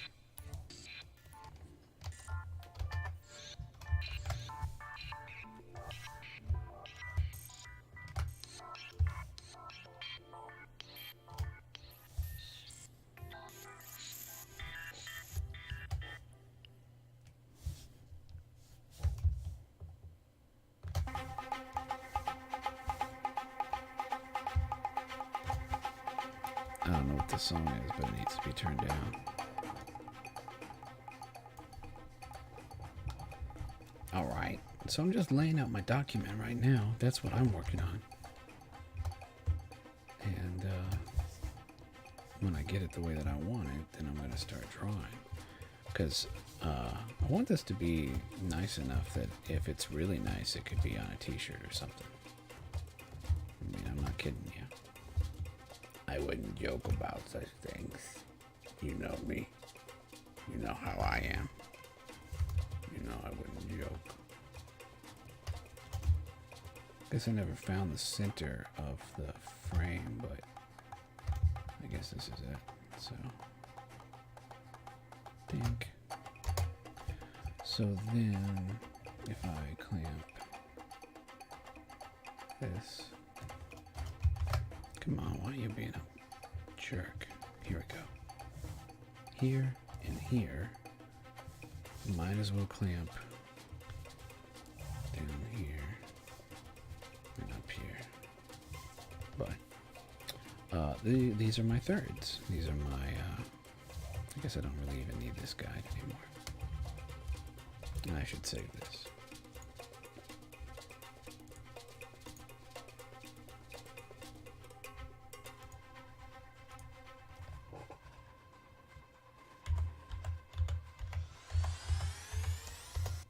I use Google Backup.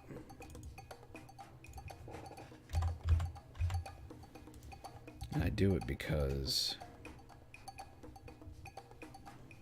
my tower is old and shitty. In worst case scenario, if I'm in the middle of a commission, I can finish it on I can download the files, an up-to-date version of the files, and finish it on my desktop. Okay. And in fact, I took for granted the fact that uploading that file would squash my bitrate. Yep, crunch. Oh well, it's fine. I don't even have any viewers right now. So, all right. So now I can hide these blocks. I got my file saved, and I got my 3 planes. In fact, I'm going to redo this because I need to plan this just a little bit better. I want this to be an actual print. And that means that I really like this song. Let's listen to it on a loop because I like it. Hopefully not too many loops. Okay. What the hell am I doing? I need to make sure that I put a border on this.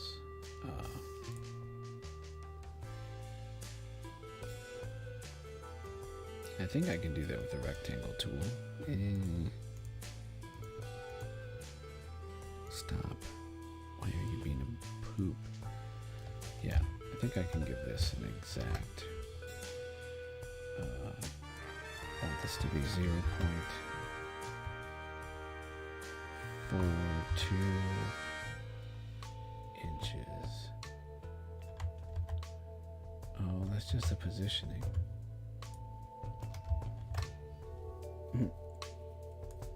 Okay, 0.42 inches.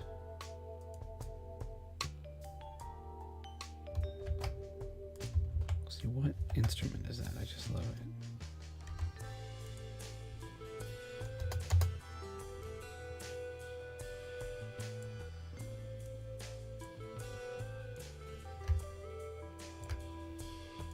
I really like this track. I know I said that already.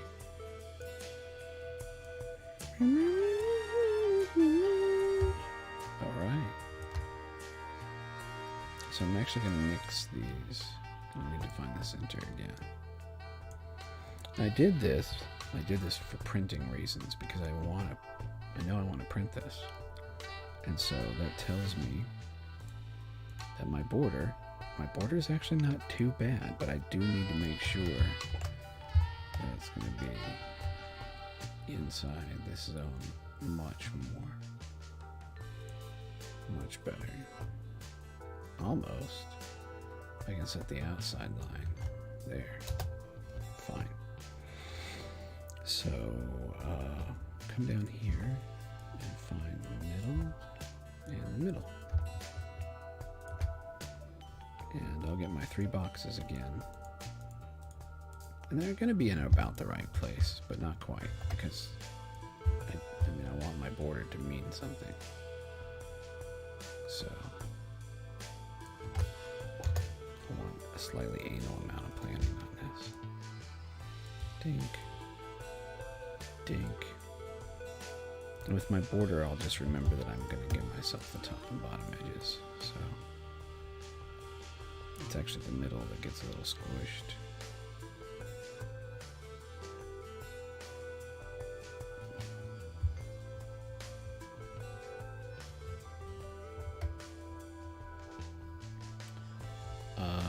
I'm going to try something a little crazy. Not too crazy, but 16 inches by 9 inches. Which is, from the center. 9 inches. Yamuk. Bink. Bink. Oh, Lord. Yeah, I said I wanted to listen to that track twice.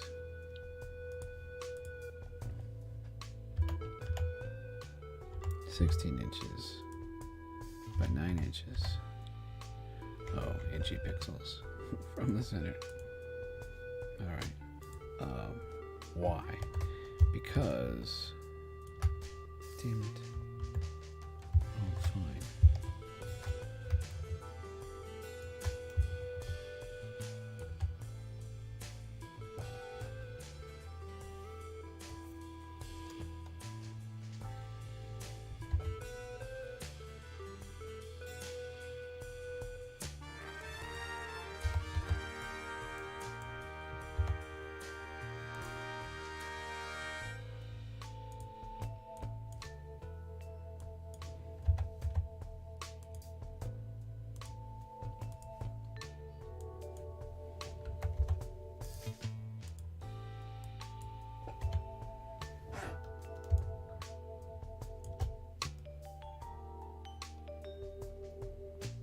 Alright, I mean, there was a reason I was doing this whole thing, and I promise you it's semi-valid.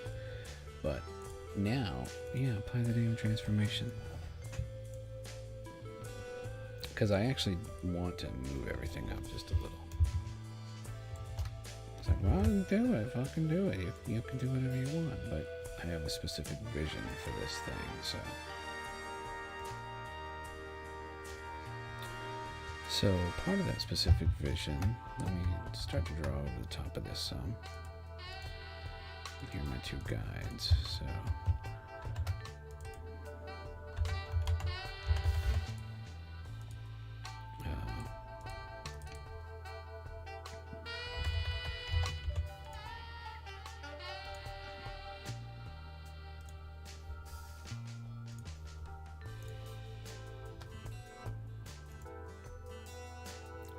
yeah, I know I want the 2 local mountain ranges.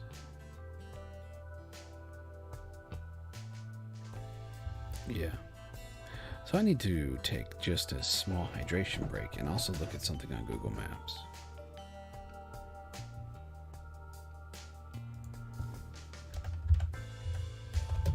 I'm gonna call this Maps Break, and yeah, I'll be right back.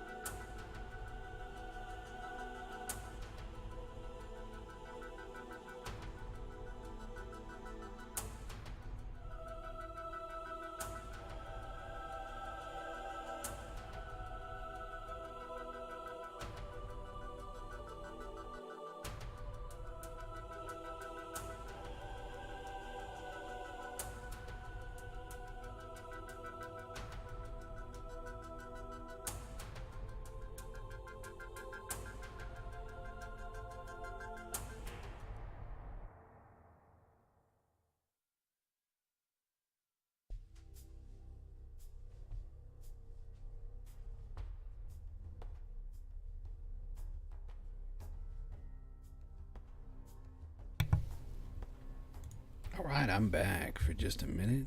Let's see what's going on. I do have this to drop in. And part of it is I want to be able to do this without giving away the address too much.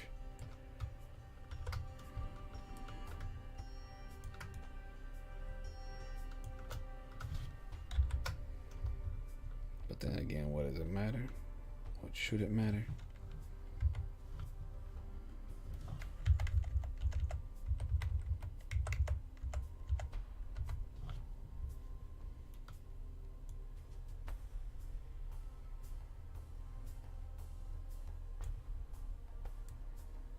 And I might even need to do some lens correction on this.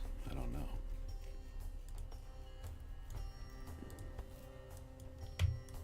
I'm going to have to decide that right now.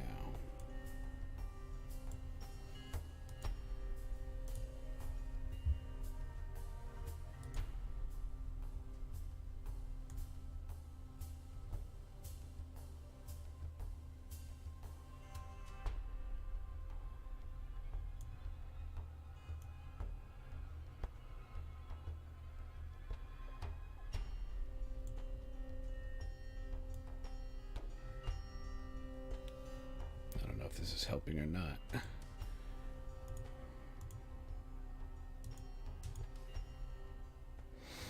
It seems to be. Just a bit.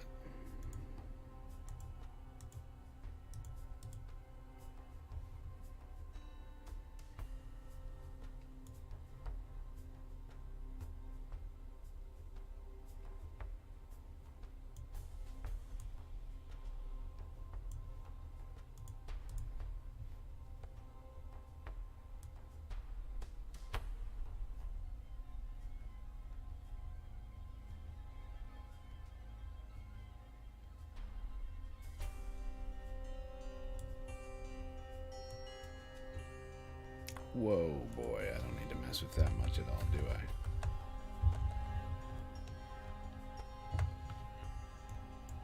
One. Let's try 1, 2. First of all, we need negative. Go with -3, -2,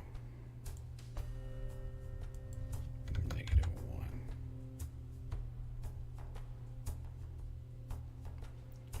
Guess we need to move the pole straight up and down, don't we?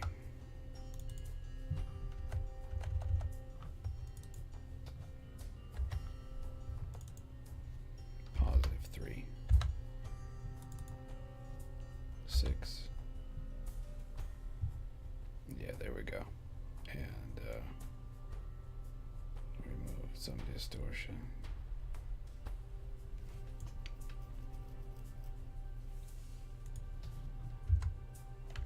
And now that I've done that, let's go back just a little bit more. I do want there to be some angle to it. I think this is good. All right.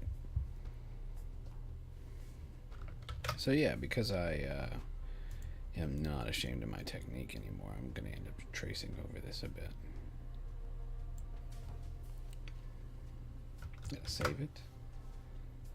And yeah.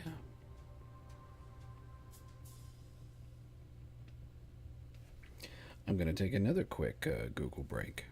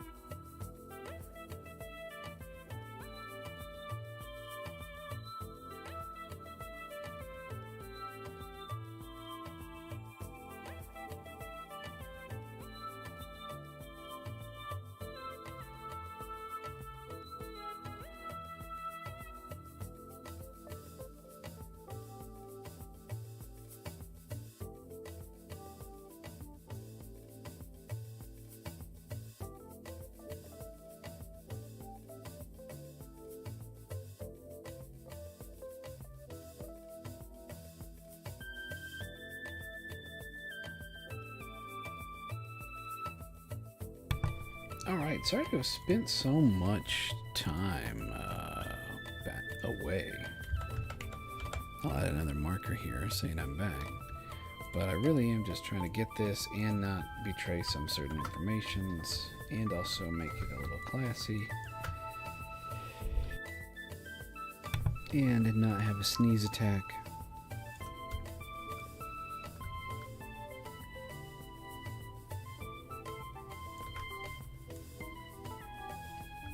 Yeah.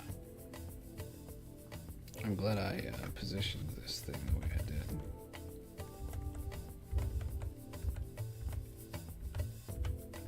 In fact, I can move it. I think I will. On my other monitor.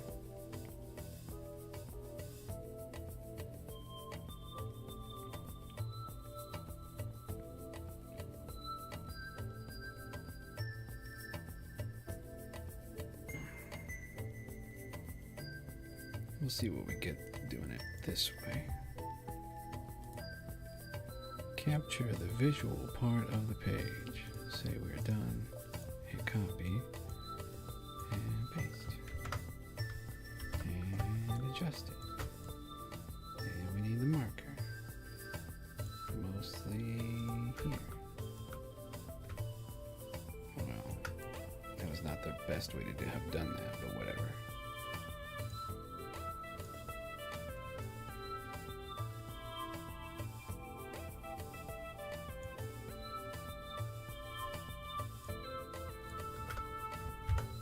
That wasn't better.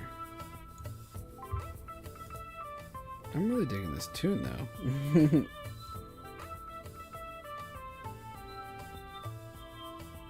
Alright, I think this will be better though. Capture the selected. Damn it. Capture the visual part of the page. Copy this image.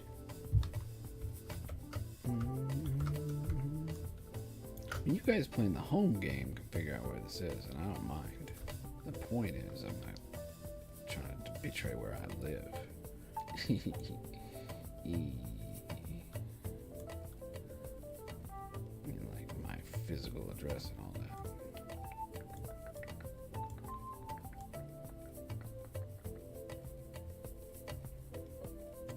It's about as big as I want to go.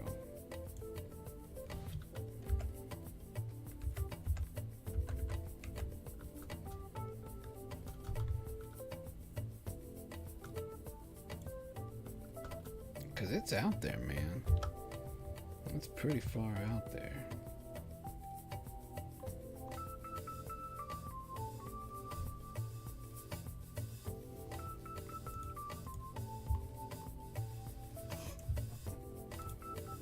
And now I need a webcam image looking north-ish.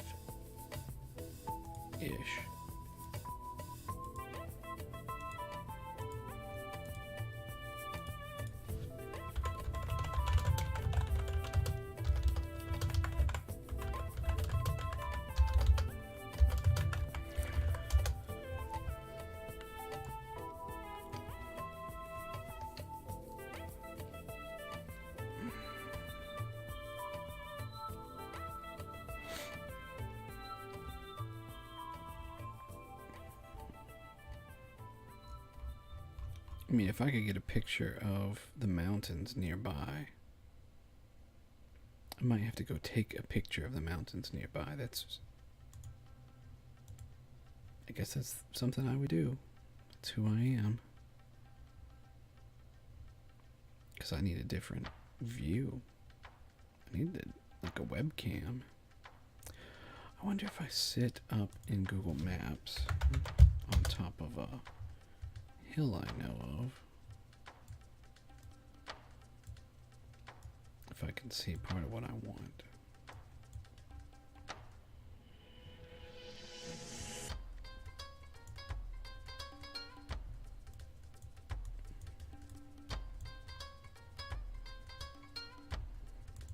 How about it, Google?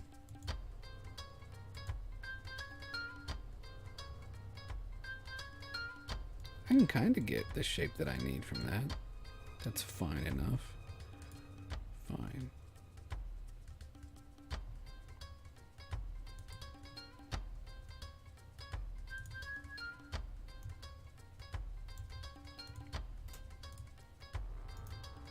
Copy this, paste this in. That's one of the mountain ranges.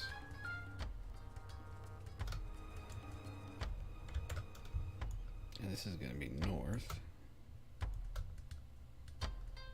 Yeah.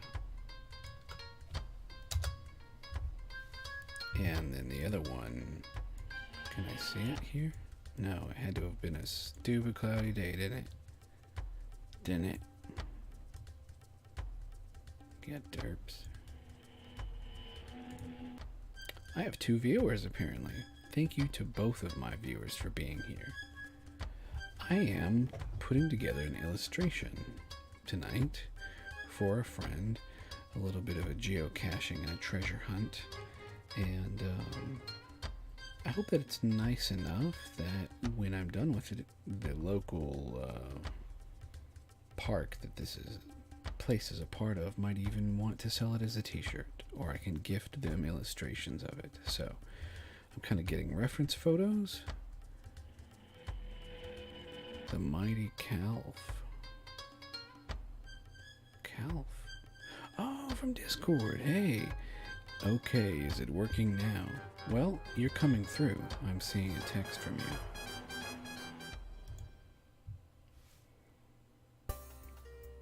So yeah, howdy. You can type what's up. Finally got to join my stream. Yeah, man, the other thing is I haven't had the health, time, or confidence to even do my stream. So, it's just a fluke that tonight I chose to do so. So, hey, Calf, I have a little tradition. You're the first person I've really talked to tonight, except for Fanta, but I forgot to ask him. Give me a number between 1 and 21.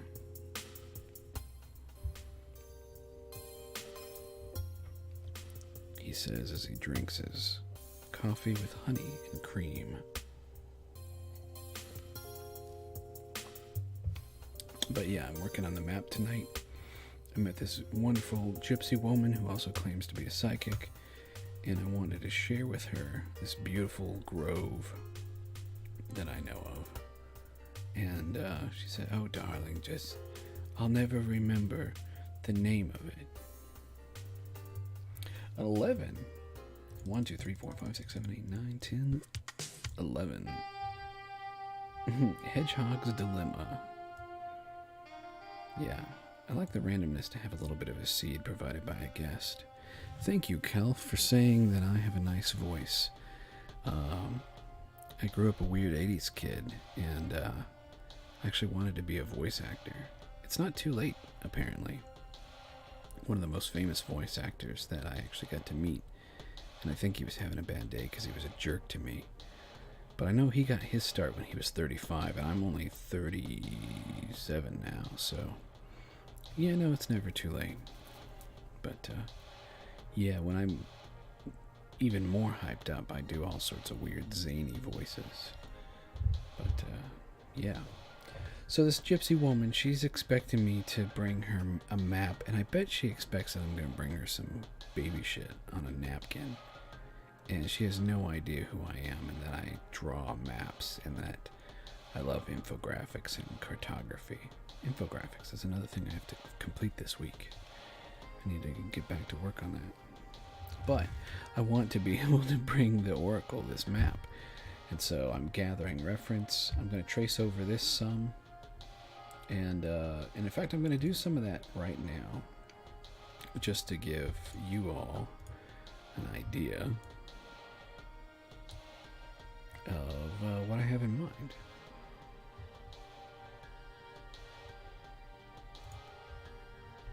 How have you been, Calf? I have another Discord server for guests if you want to come on in the show and try and talk voice. You let me know if that's something you want to try and do tonight. I'll have any of my friends on my show. I don't mind. I'm just a weirdo and hyperbolic.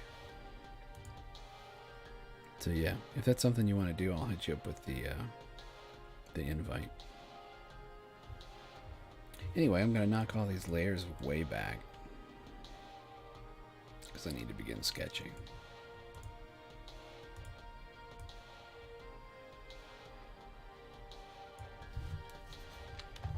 Alright, and I have to play Voltron with my desk and rearrange this so that my neck brace doesn't knock over my microphone.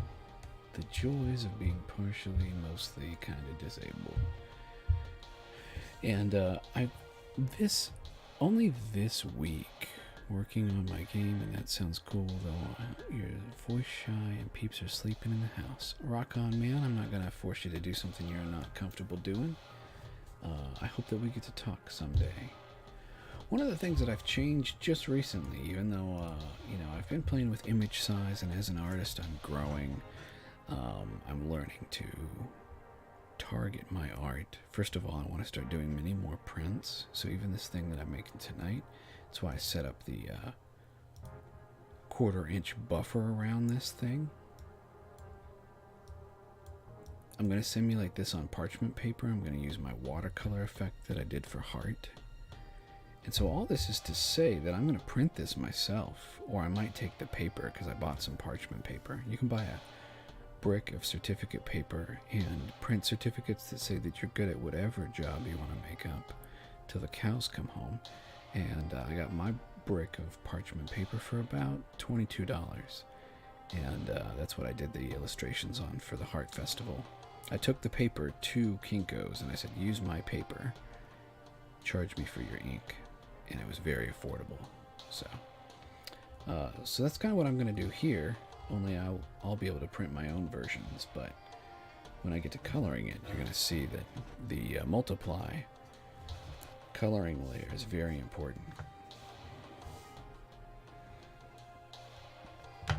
But in keeping that in mind, all that was to say that I'm done with the 72 dots per inch, or pixels per inch.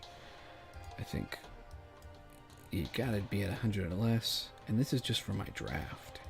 I mean, I blow everything up to 300 if it's gonna be worthy of anything. But yeah, just coming in here and doing a quick sketch over of my idea. Trying to see why things are being dumb.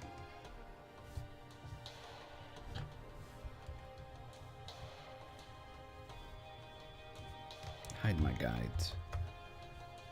And here we go. That's better. Yep.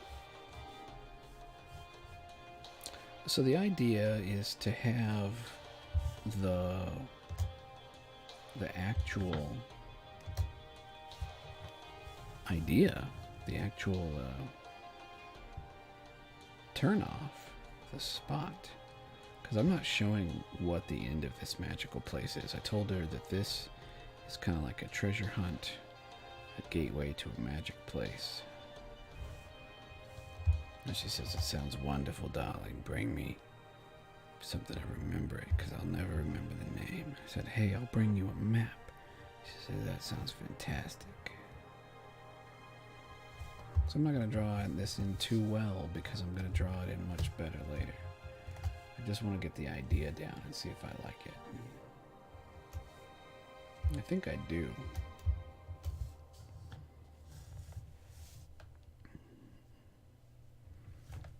I want the cutoff to be about here.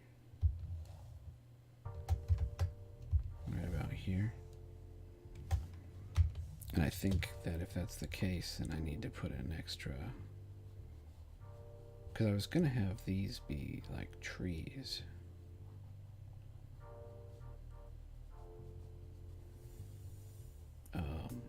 Tree branches or sticks, limbs. So a lashing here would be appropriate of some kind. This is why I'm sketching this in. I want to make it a little gnarly in places.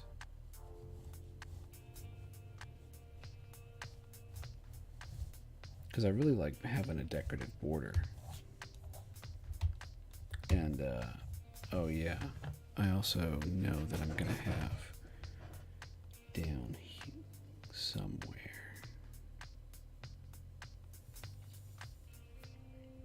I think on this side I'll put a deer.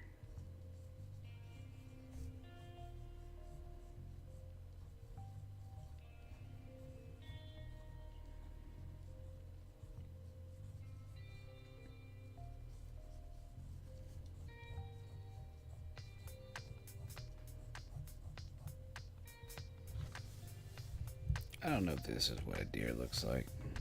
I got a little bit of an idea. I really need to open up a reference on my other monitor. But what matters is that it's the idea of a deer. Because that's what matters. This is just the concept. Looks more like a camel or a llama right now. Some kind of alpaca. But, hey, what you gonna do? A deer over here. Oh, yeah. I told myself I wanted to have a hawk up here. Because these hawks are actually out there at the reserve. Yeah, as you can see, Calf says, antlers are a pain to draw. I really am just freestyling, because this is just my rough draft. So I have this hawk. Looks more like a duck now. Hawk. I need to Google, I think it's osprey. Hawk. Caca. Yeah. Yeah, here we go. I'll show you guys this. This is what's out there. This is the kind of hawk I'm thinking about. I've never seen them throw their feathers up like that before. But yeah, that's the kind of hawk that I want to draw. Great, the AC is on, and that's totally going to get picked up in the stream. So yeah, because that's what I'm all about right now. Is cheating. I'm gonna grab this guy too and put him in here.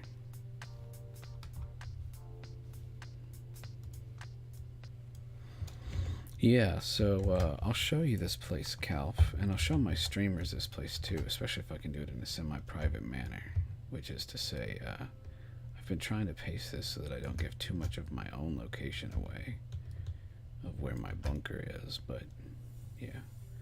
Caw, I'm a hawk. I'll trace this later in my own style, but it needs to go up there. So, yeah, let me open up Google Photos and show you guys what this place is and why it's so damn magical. Because I've taken photos here 2 or 3 times. So the magical gypsy lady who I met, I entreated with from a distance. The edge of her property up to our porch, we kind of yelled our greetings at each other and had a prolonged conversation. And all this is to say that it ended with me being given a quest by her that clearly to earn her favor, because I opened my mouth and said that this magical place existed and that she needs to go there for healing and rejuvenation. She's like, well, I need to know how to get there. I'm like, and then I smile and I'm like, hey, I'll draw you a map. And again, she's expecting that I'm just going to come with some, I bet she is. Because she doesn't know what to expect. She doesn't know me yet. So building rapport, this might be one of the older versions. But yeah. Yeah, this is one of the first times I went in 2007. But what it is it looks just like this. It looks just like a shitty gas station in the middle of nowhere. But if you go on this side, you go down to a magical enchanted wood. There's no cost, there's no rides. You have a loop, and you can walk it clockwise or counterclockwise. My tribe, we walk it counterclockwise. It's just tradition, that's how we do it. It's about a mile, the whole loop is about a mile, and it's paved, but it's hidden. This is a secret. If you don't know it's back there, you don't know it's there. So here's some ancient-ass pictures from this place. I'll show you some updated ones. But yeah, the first thing are peacocks. And they roam free most of the year. And then as you start to go into the woods, you just see statues. And there's all sorts of just things hidden off the path. Yeah. In fact, we were just there recently. And we were talking about how new certain things look. This is the kind of stuff you'll see hidden in the woods.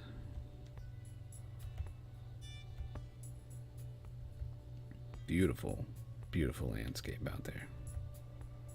And there is just this huge rainbow that they've constructed up on the hill. And so, yeah, I wanted, what is this, Mark Twain, Shakespeare? No, Calf is like, hey, was a carnival there? No, it's just they've amassed these statues and hidden them in the woods, and you can go there any day of the week for free. They take donations up front. You just walk it at your own pace. And yeah, this is one of my favorite role-playing games, Calf. I don't know if you were into World of Darkness at all, but I love Changeling, the Dreaming, and the Forsaken. Anyway, the other one, the newer one, I loved even better. And but yeah, you're walking this path, and then you come onto this procession of kids that have been turned to bronze. I mean, look at this.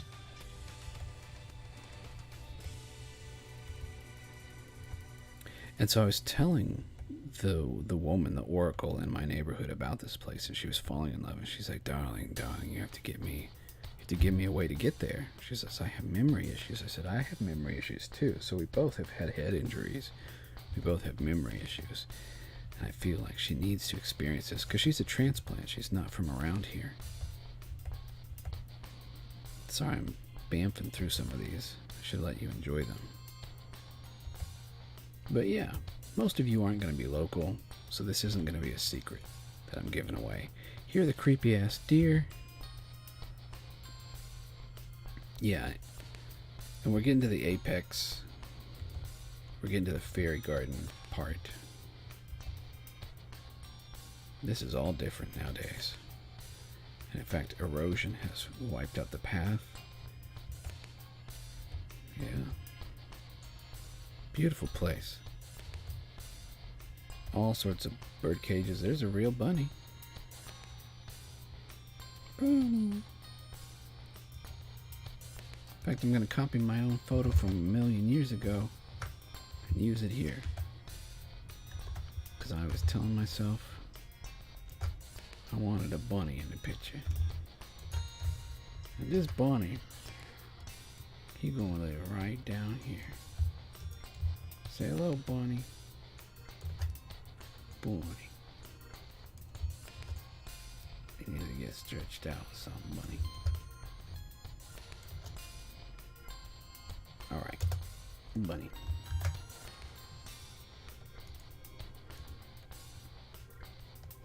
So yeah. And see, this is this kind of stuff that's there too. Take this in for a minute, Calf.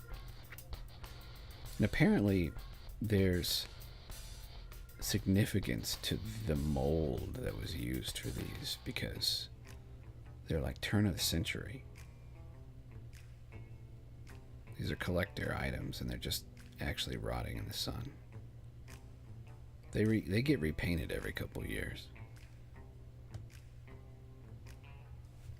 So yeah, this is Walter's Ferry.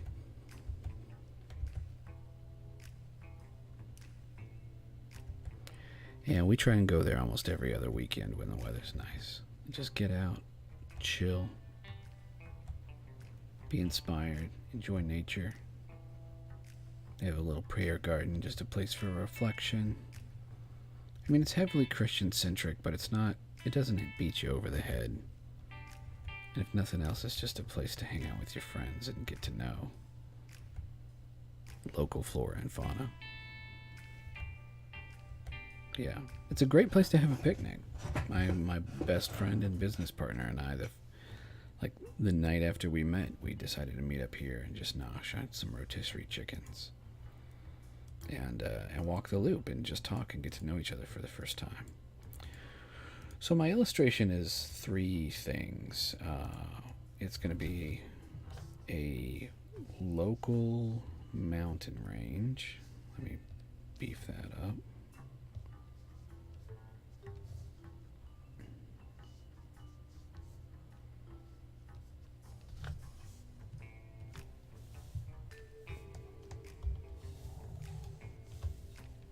And yeah, we call this Squaw Butte because in real life, when you see this, it kind of looks like a lady's face lying down.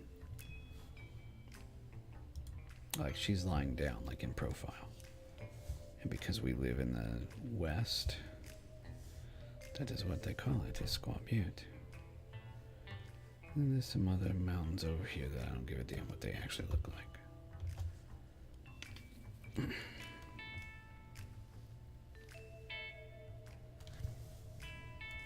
Actually, if I'm going to follow my map at all, that needs to be over here some.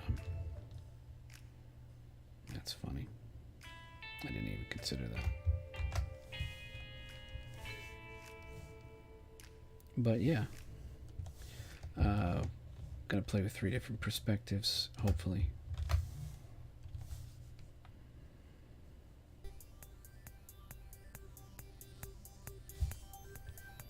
And I guess my hawk needs to be even smaller.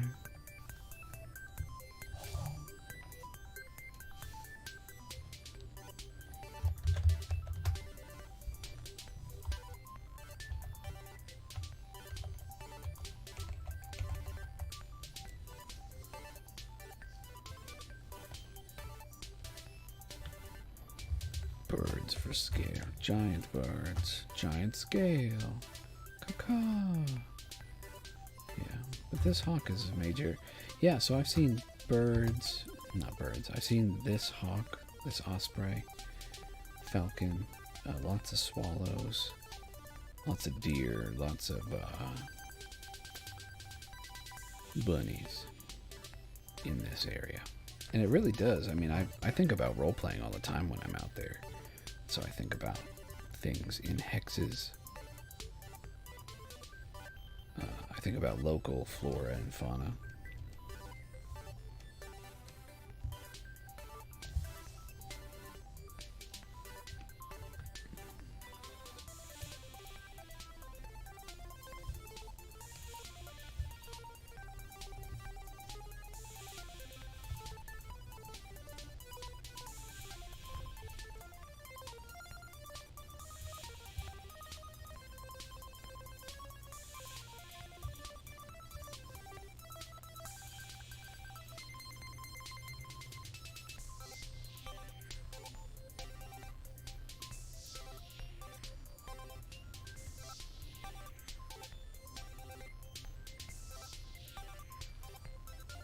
Welcome back, Calf. It is wonderful to have a friend.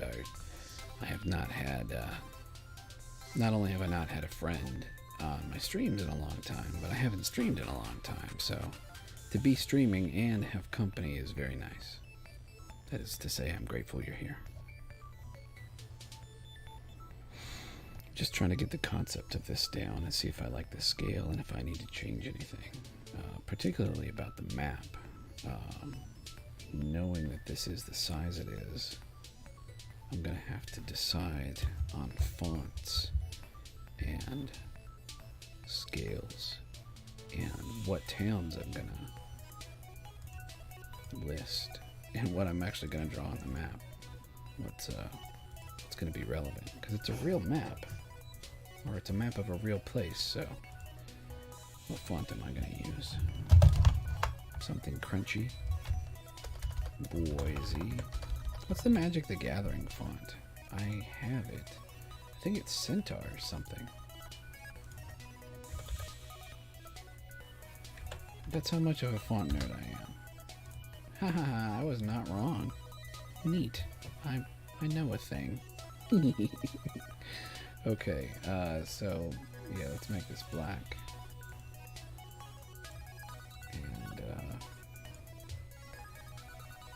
Because Boise is the capital, I'm gonna capitalize it. that's a decision I just made. On the map, it's about this big.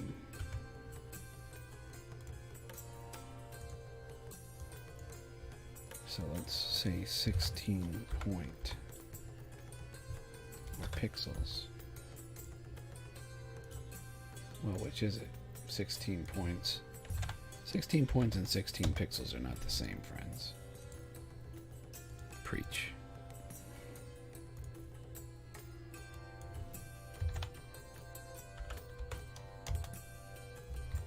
All right, 16 point. I don't think I can bold this.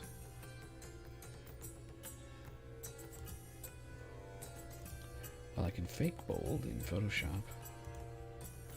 How cheesy does it look? Not too bad. All right. So this is Boise. Le Bois. Hey, Calf, I don't know. Have I ever asked, where are you from, friend?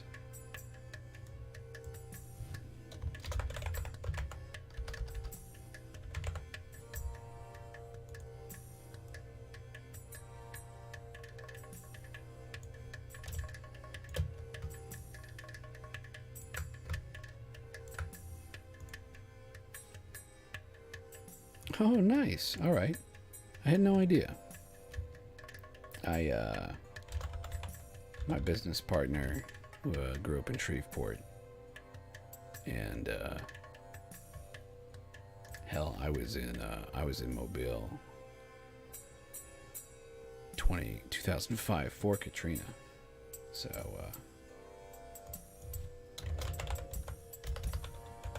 yeah, I'm from the South. My wife is from the South. If you haven't figured out, I'm from Idaho presently. I was born in Alabama.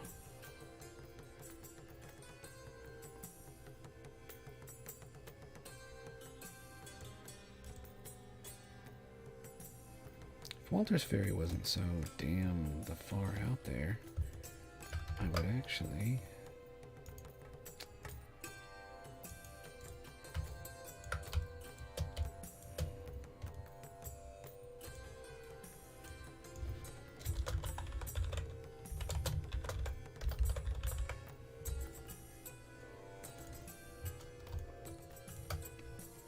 that river is important. Is that the Snake River? I feel foolish for not knowing.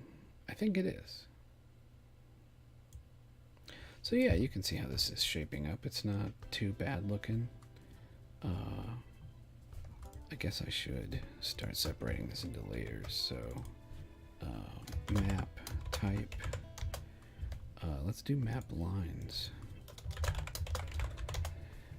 So Calf, I don't know if you don't mind me talking to you about this kind of stuff. Are you interested? Do you currently help anybody on Patreon? Is that a thing that you're interested in doing?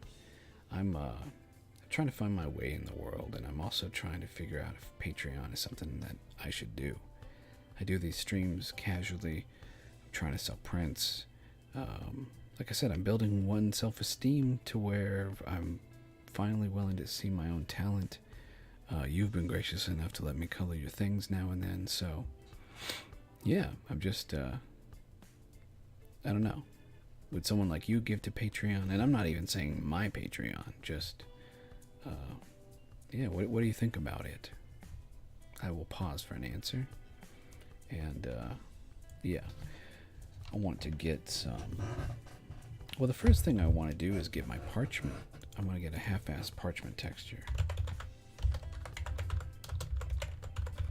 And I'm just Googling parchment texture over here, looking at images. You can look with me, guys. And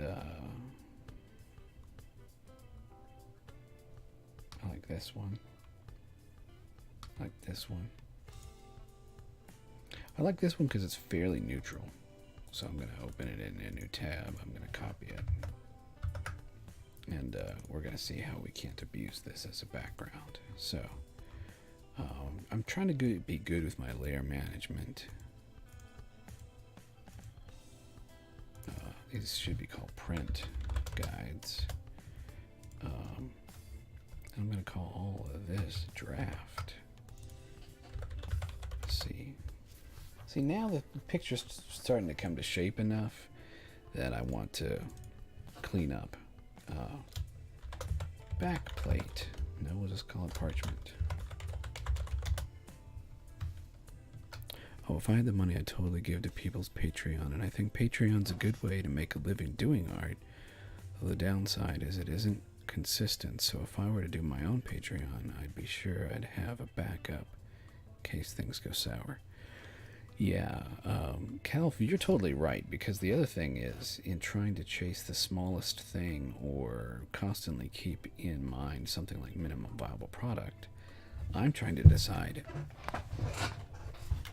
Sorry for the squeakiness. I'm trying to decide what can I commit to if I were to have a Patreon. Can I commit to doing a stream like this a week? Are people willing to... do people want to see my PSDs with all my layers? You know, what the hell does anybody even want from me? And how can I use it to get some coin for doing the things I'm passionate in? Really, my high-level ask, what I want to do is master this stuff with the story wheel and then start putting out little modules with the new lens system that I'm working on, that anybody can drop into any of their role-playing games and be like, here's a place called Walter's Ferry, and here's 2 NPCs, and here's what their troubles are, and here's how you might interject yourself into your life, even if it is just to nuke the whole hex from orbit and watch it turn to glass. I mean, I don't care. But yeah, it's hard to stay consistently creative and yet also remain... I'm cynical and nihilistic, and I'm learning that not everyone is like me, so not everyone wants to talk about those kind of things. So I'm just going to keep talking about duckies and bunnies. Here's my parchment texture that I was going to paste in. And this is important because the technique that I'm going to use to color this and also make it print worthy is one in which I'm going to be using the multiply layer on some basic colors. This thing is going to be colorful but not too varied. Calf says he does see some people do well on Patreon, but people with various degrees of quality. And that's the other thing, is I'm trying to be consistent with my quality. I'm trying to be known for thin line art, color, hue, colorfulness, weirdness, purples when it is required. Alright, I'm right about to the point where I'm going to blow this up. And yeah, so let me show you what I mean about the multiply layer. If I was to color this, here's my parchment. Here's my lines. My lines are in here somewhere. Let me just turn on the map. So out of all of these, I lied, I want the frame on too. But let me just turn on the map and beef it up. And so now you can see the map. And if I just turn this to multiply, everything that's white is going to pretty much fade away. And let me clamp this with the levels so that we get more of that. So yeah, let me fade that out. And this is perfect. See how it's becoming more saturated as I mess with that. Excuse me, perfect example of what I was talking about, because by changing this to multiply, see how I've made this even more white, more high contrast. All of that white kind of disappears. You multiply by 0, it just goes away. Why is this important? I'm putting this parchment back here to show me what the colors might look like when I color this, because I'm going to set them to multiply, because multiply is a fine way to simulate real ink if you need to. And I do, because when I'm done, when I export this, I'm actually going to turn off the parchment layer. And it's going to be white back there. In fact, let me add some white. So this is how I'm going to export it, because I know I'm printing it on parchment paper. So I need to be able to see what that might look like when the ink hits the paper. That's why I'm doing all this. And, you know, I found, because I haven't done a lot of prints in real life, but the few I've done, you know, because I wanted to have that kind of earthy fantasy feel. And, you know, I went to a wedding. My wife's best friend in college, I went to her wedding shortly after we were married, and it was very sad. And they did the thing where they took the invitations and they stuck them in the oven to get the edges crispy to make it look like they were vintage, and it really just made them look like shit. And I'm like, you could have just bought parchment paper and then done a decent print job. Whatever. I mean, some of these things you only learn because you've been doing it for so long. And one of the things that I'm actually mildly proud of is the fact that I got my start in print. Newspaper and typesetting and calligraphy and all that. So boring. So yeah, I want to have a moose, a deer here, and a rabbit down here, per my draft. And just about now, I'm actually gonna blow this up.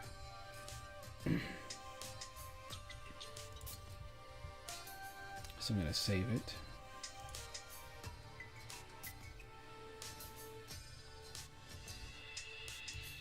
And let me show you guys what I'm trying to emulate. Sorry for being so loud again. This image from Heart. Here's my portfolio again. And of course the compression. The stream compresses because I hit save. But Heart was over the summer. Those images are here. Here they are.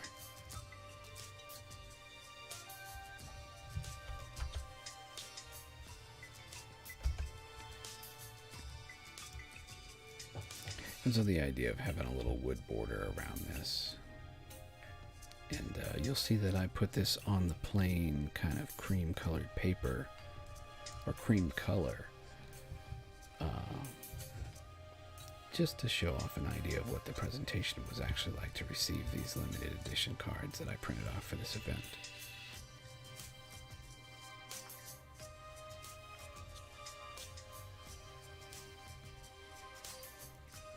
You got an opinion on any of this stuff, Calf? Have you done much illustration that you then made look real nice and digital, but then took back to print?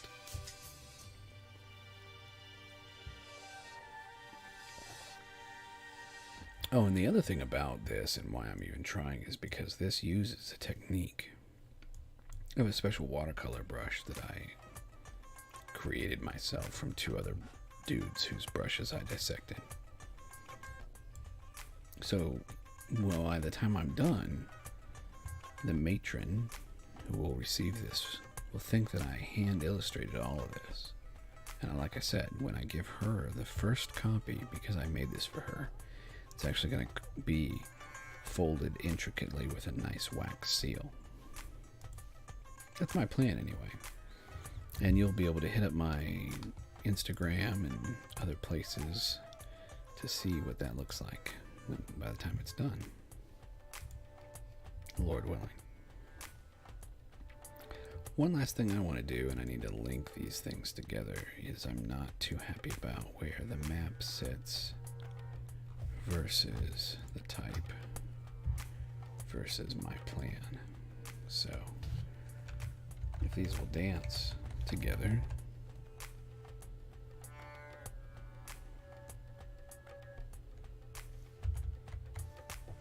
Calf says it looks awesome and reminds him of an old fantasy book that he had, or even a video game or manual. Forgets what it was called, but it had a nice art style similar to mine. Cool. says he's never done anything digital. Well, I really like your style. I'm trying to get better with faces and other proportions and whatnot, so I'm walking this over because I'm just not liking where the text and all that is placed in relation. And if this is true, then I need to change the size of my mountains, because I actually want them to pseudo line up with the real terrain.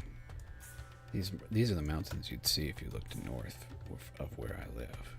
And since they're north on the map, where I end the map for the fake horizon line effect, I actually want the mountains to pseudo line up. Pseudo. Kinda. Maybe not. We'll see. That's a little bit better, actually. It's not often that I get to practice my cartography and have it apply to the real world. I do a lot of fantasy cartography and sci-fi. Cal says, might skedaddle soon. Got to do some other stuff for a friend. Is this Castle Crashers music? So I don't think so, but there's a chance that Kevin MacLeod might have licensed this to Castle Crashers. If you're ever doing any streaming, and let me give a shout out to Kevin MacLeod, because until I figured out the streaming conundrum, there was no way that this stream could come together, and so I'm using a little plugin called Stream Music Displayer, and it takes my VLC and pipes it back to where this thing down here that says current song can run. So I'm very grateful that I figured that out, and that Kevin MacLeod, if you go to his website Incomitatum, he has tons and tons and tons of royalty-free music that he had, and Creative Commons music that this is another song that he's made in very many different genres and styles. So if you've got a particular theme to your show, you can probably find what you're into. I thought about having some interactive storytelling or improv segments if I could actually get any guests sometime. And so I was going to have specific kind of game show sounding music for that. Ah, well, these things are frivolous pipe dreams.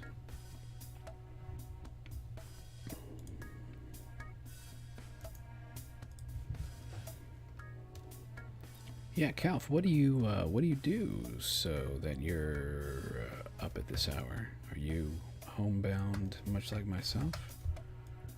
A bit of a vampire or a werewolf?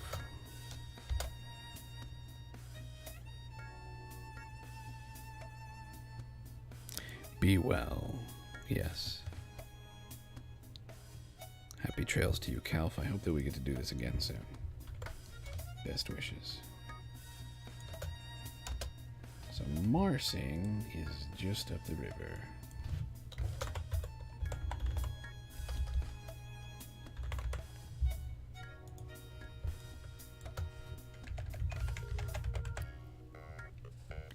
Rock on, man.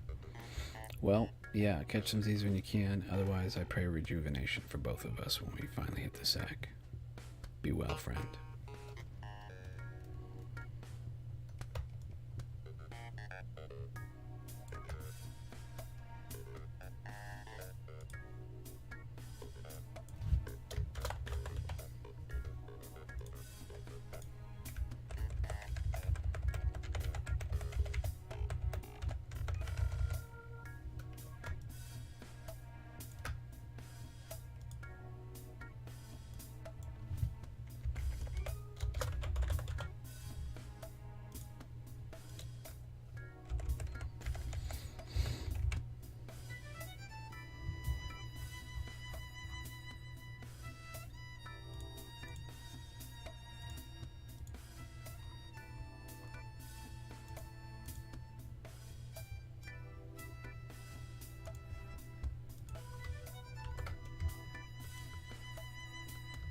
Alright, well, you know, my stream here has been going on for almost 3 hours, and I'm pretty proud of that. And because I've actually been productive. You know, this shows you the inside of part of what goes into every commission. And while this isn't technically a commission, she's repaying me by being my neighbor and being loving and kind. Virtues that I want to see spread throughout the rest of our neighborhood, especially because she's also a friend of the animals. So there's some ducks that she's adopted.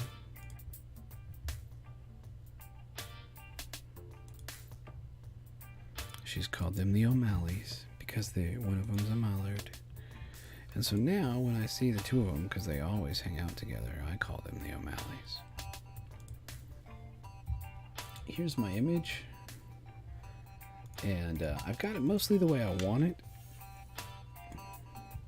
So now I'm actually going to blow it up to 300 dpi. And my text will stay the same size that I need it to be, in the same place.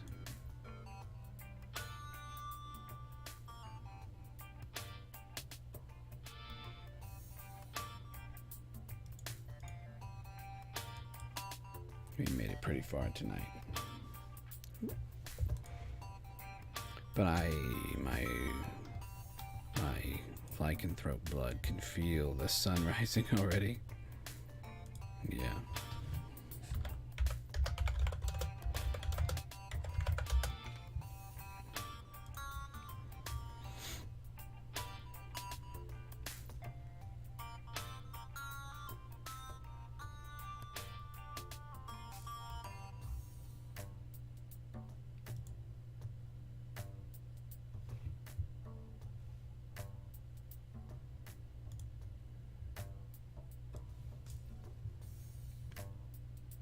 Yeah.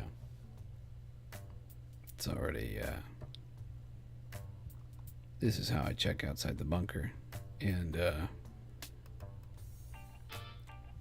as you can see, it's already light out. I can feel the pull. The strain against my skin.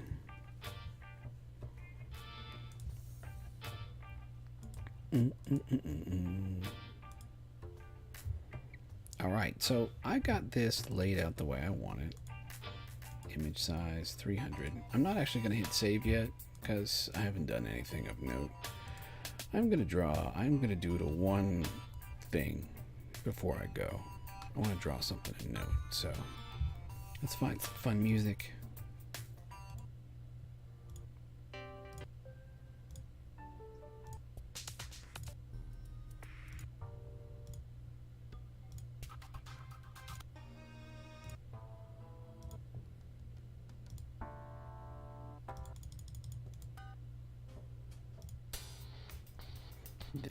That beat. Alright, here's some fun music. I wanted to draw something.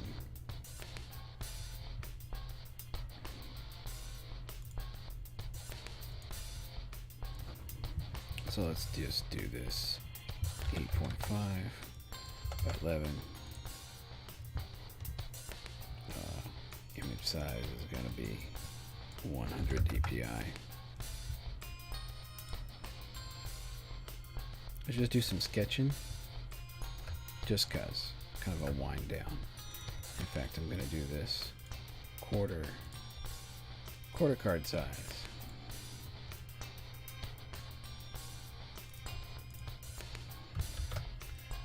All right, so let's blow this up.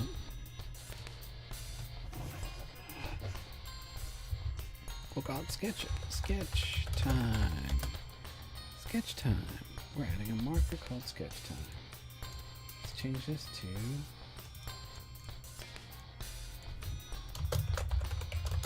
sketch time.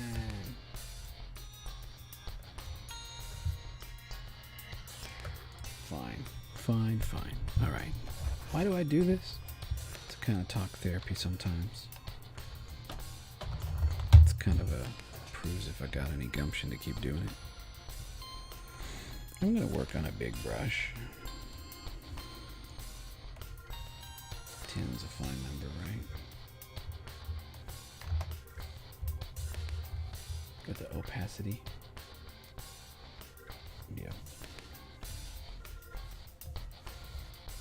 draw something. What does my Pinterest look like?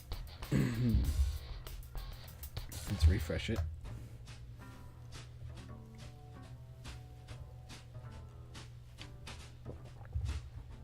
Warm girl is cool. Maybe she has a bow. Magic powers are neat.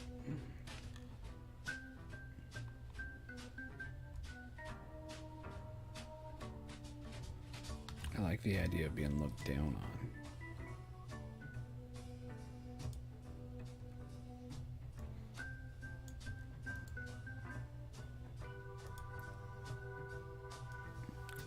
So, just looking at that gave me a quick idea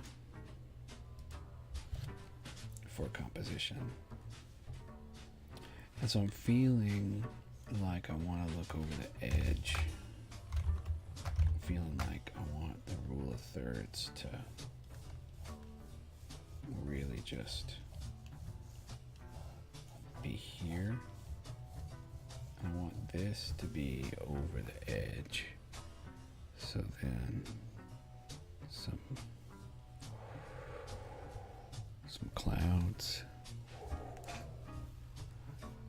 closing all this, and then maybe we get some other, because we want to repeat the shape, right? Maybe we get some other ones, but they're way down there because they're not as big. So they're way down there because they're not as big. Because they're way down there because they're not as big.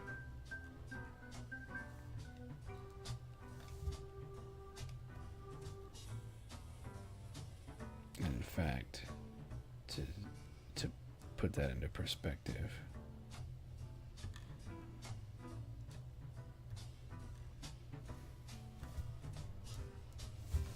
and so this is the warbly edge of a mushroom, and I want her to have been eaten on it.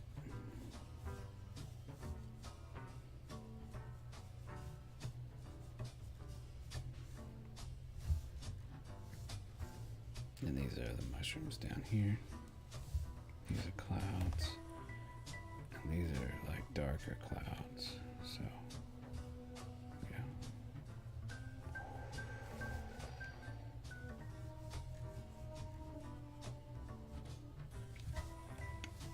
Yeah, we already know something about our lighting scheme, don't we?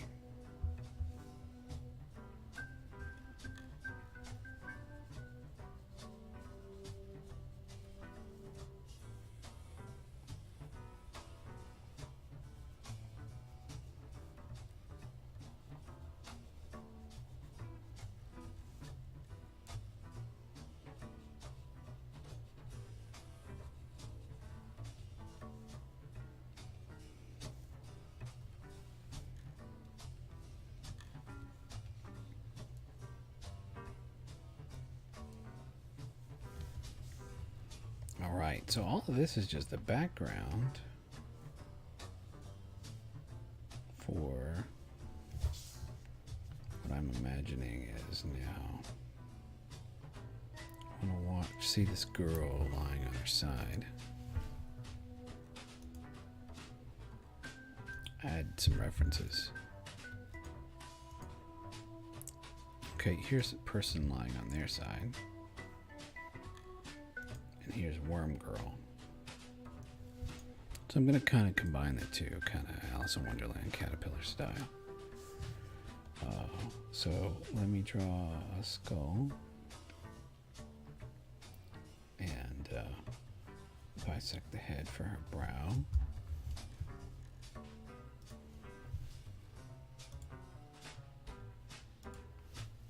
And yeah, so she's going to be laying on her side. So this is where her nose goes. So this is her chin.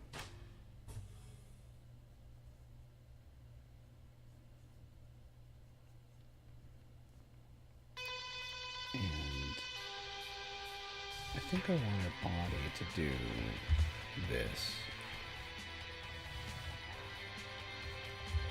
do I want to do this?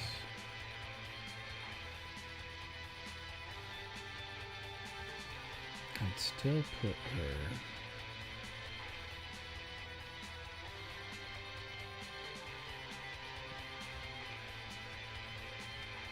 So her chest would be here.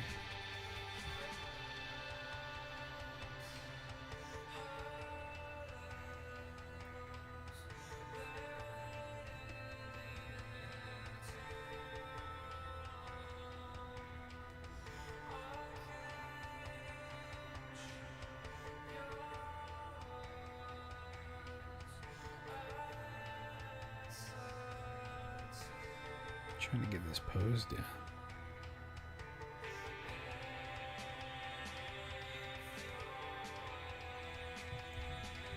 And I think she'd have her head back a lot more.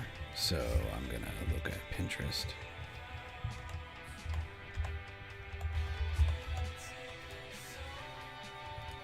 Girl.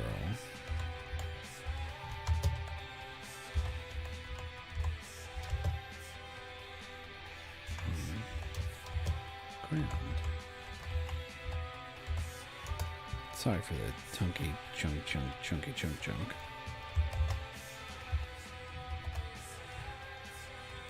Come on, Pinterest.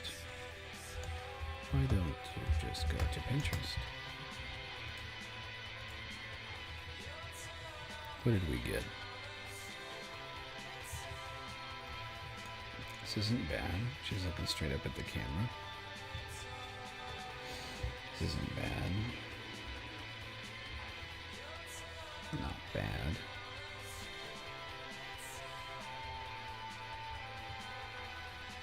Yeah, so references are super important. I know every little dog is gonna try and rail against them. I just know that for a fact because I know that I did. It's like, oh, I can just draw shit. I don't need to look at nothing. No, you probably can't. Go look at stuff. So I'm looking at this chick. Looking at this chick sideways on my other monitor. Here she is.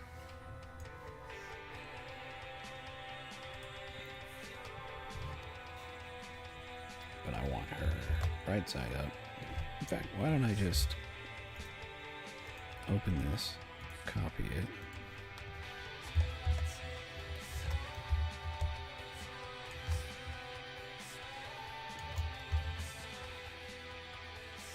So that's about as big as I want her. I'm gonna want her.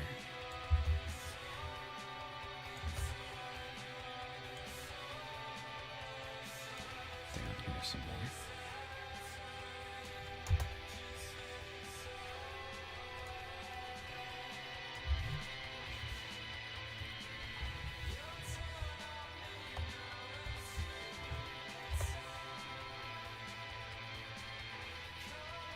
This helps me get an idea how big I want her head to be.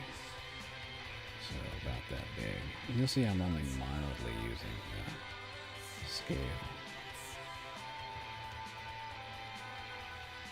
So I like to draw the skeleton. And we'll give her some neck.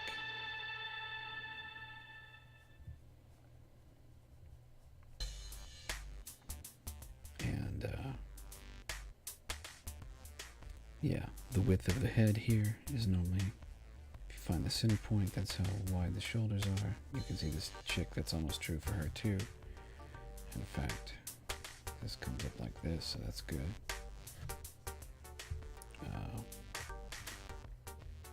Let her have her neck. This is her clavicle. Do her head from her clavicle. So, head. I was telling one of the kids in the neighborhood the other day that this is how I work. I'm gonna call this listen trick when I tag it. Alright, so I was telling one of the kids the other day this is how I work. But I listen to my pen, or I listen to it with my fingers, the feeling of it as it slides across the paper.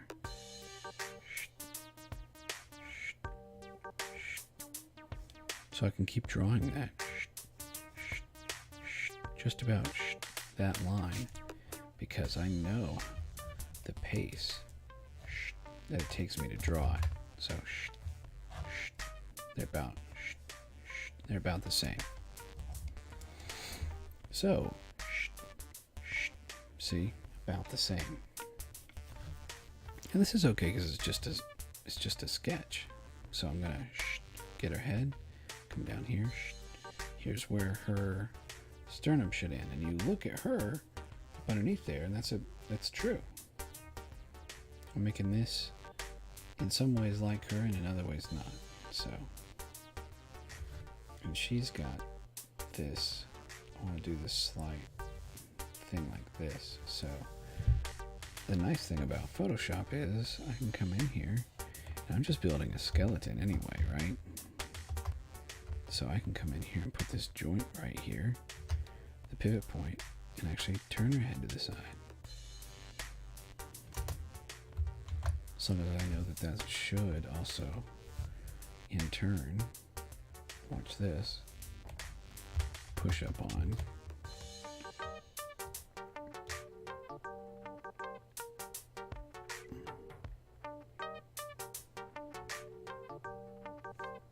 That arm some more. So then I'm gonna have her lay with her arm up here.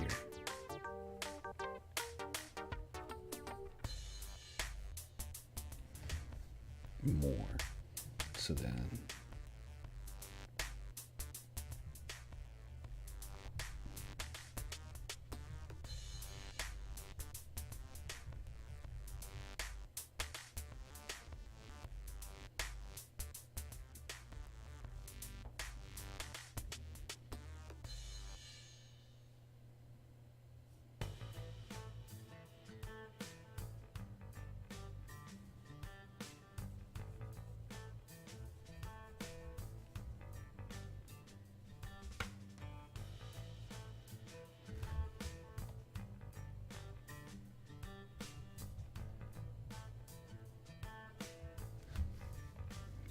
just drawing this as a wind down because the other picture is something that I need to take a break from to be objective.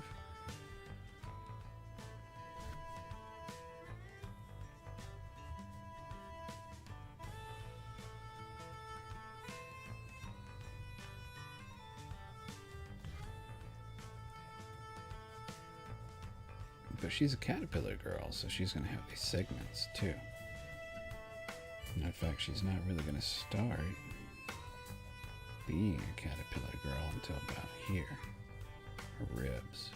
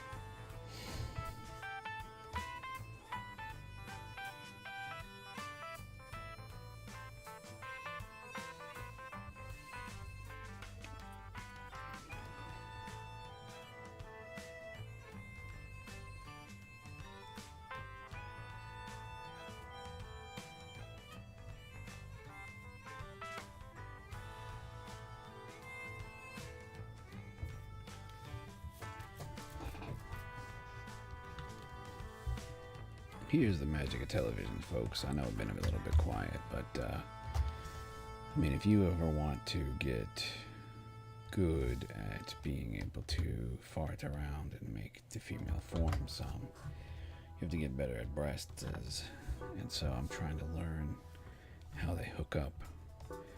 And the better way to do this is in Photoshop, because then I can actually make these masses, for lack of a better word, and position them thusly.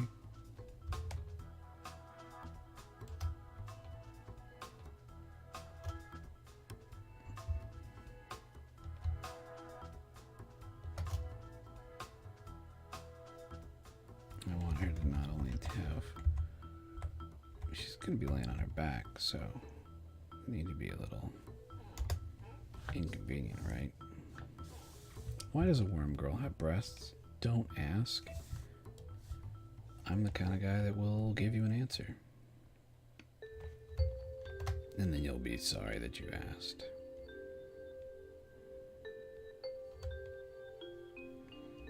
But I am going to have them be not grotesquely misshapen, but, you know, slightly, because she is laying down. They're not necessarily going to go the same direction. All this needs to be on a sketch layer.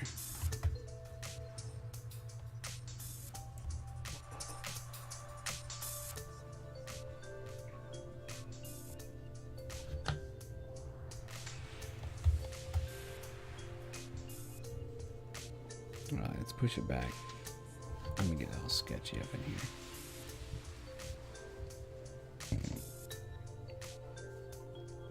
Sketchy with a fat brush.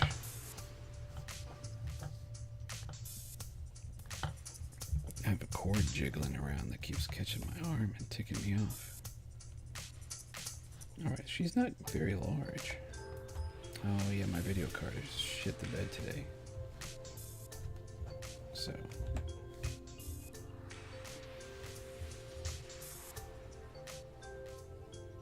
there's a nose. Here's gonna be her chin. I'm gonna make her a little Disney, not quite Disney princess, but yeah, if that's the case, then her nose needs to move down some.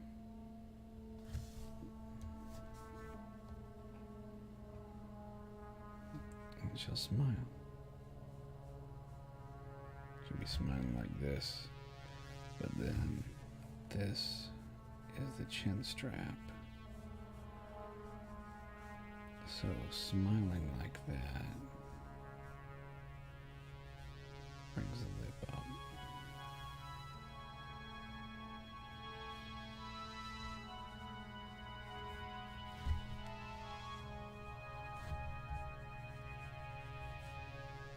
Yeah, I mean, it's good to lay these foundations down. This is her brow, so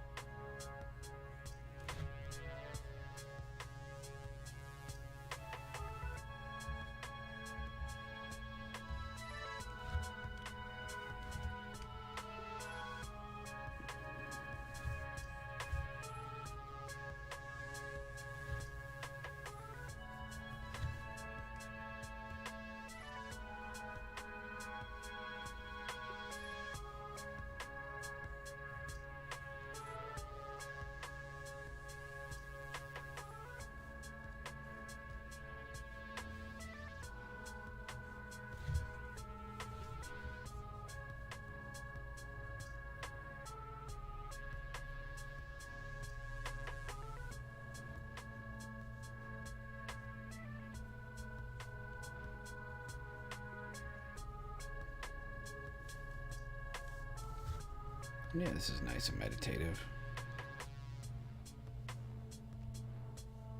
I don't think her head's big enough, so I'm gonna fix that right the hell now.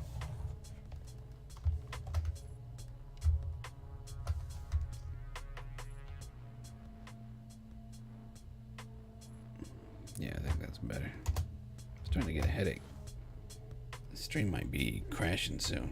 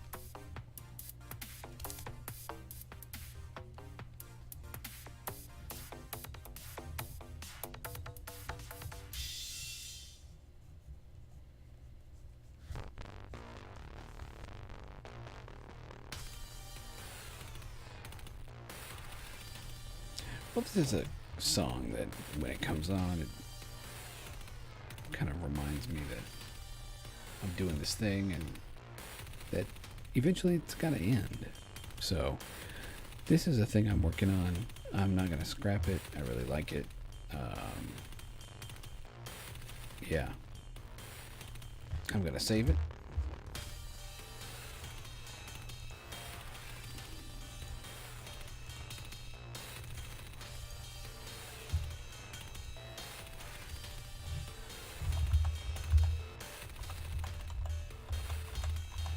Caterpillar Girl.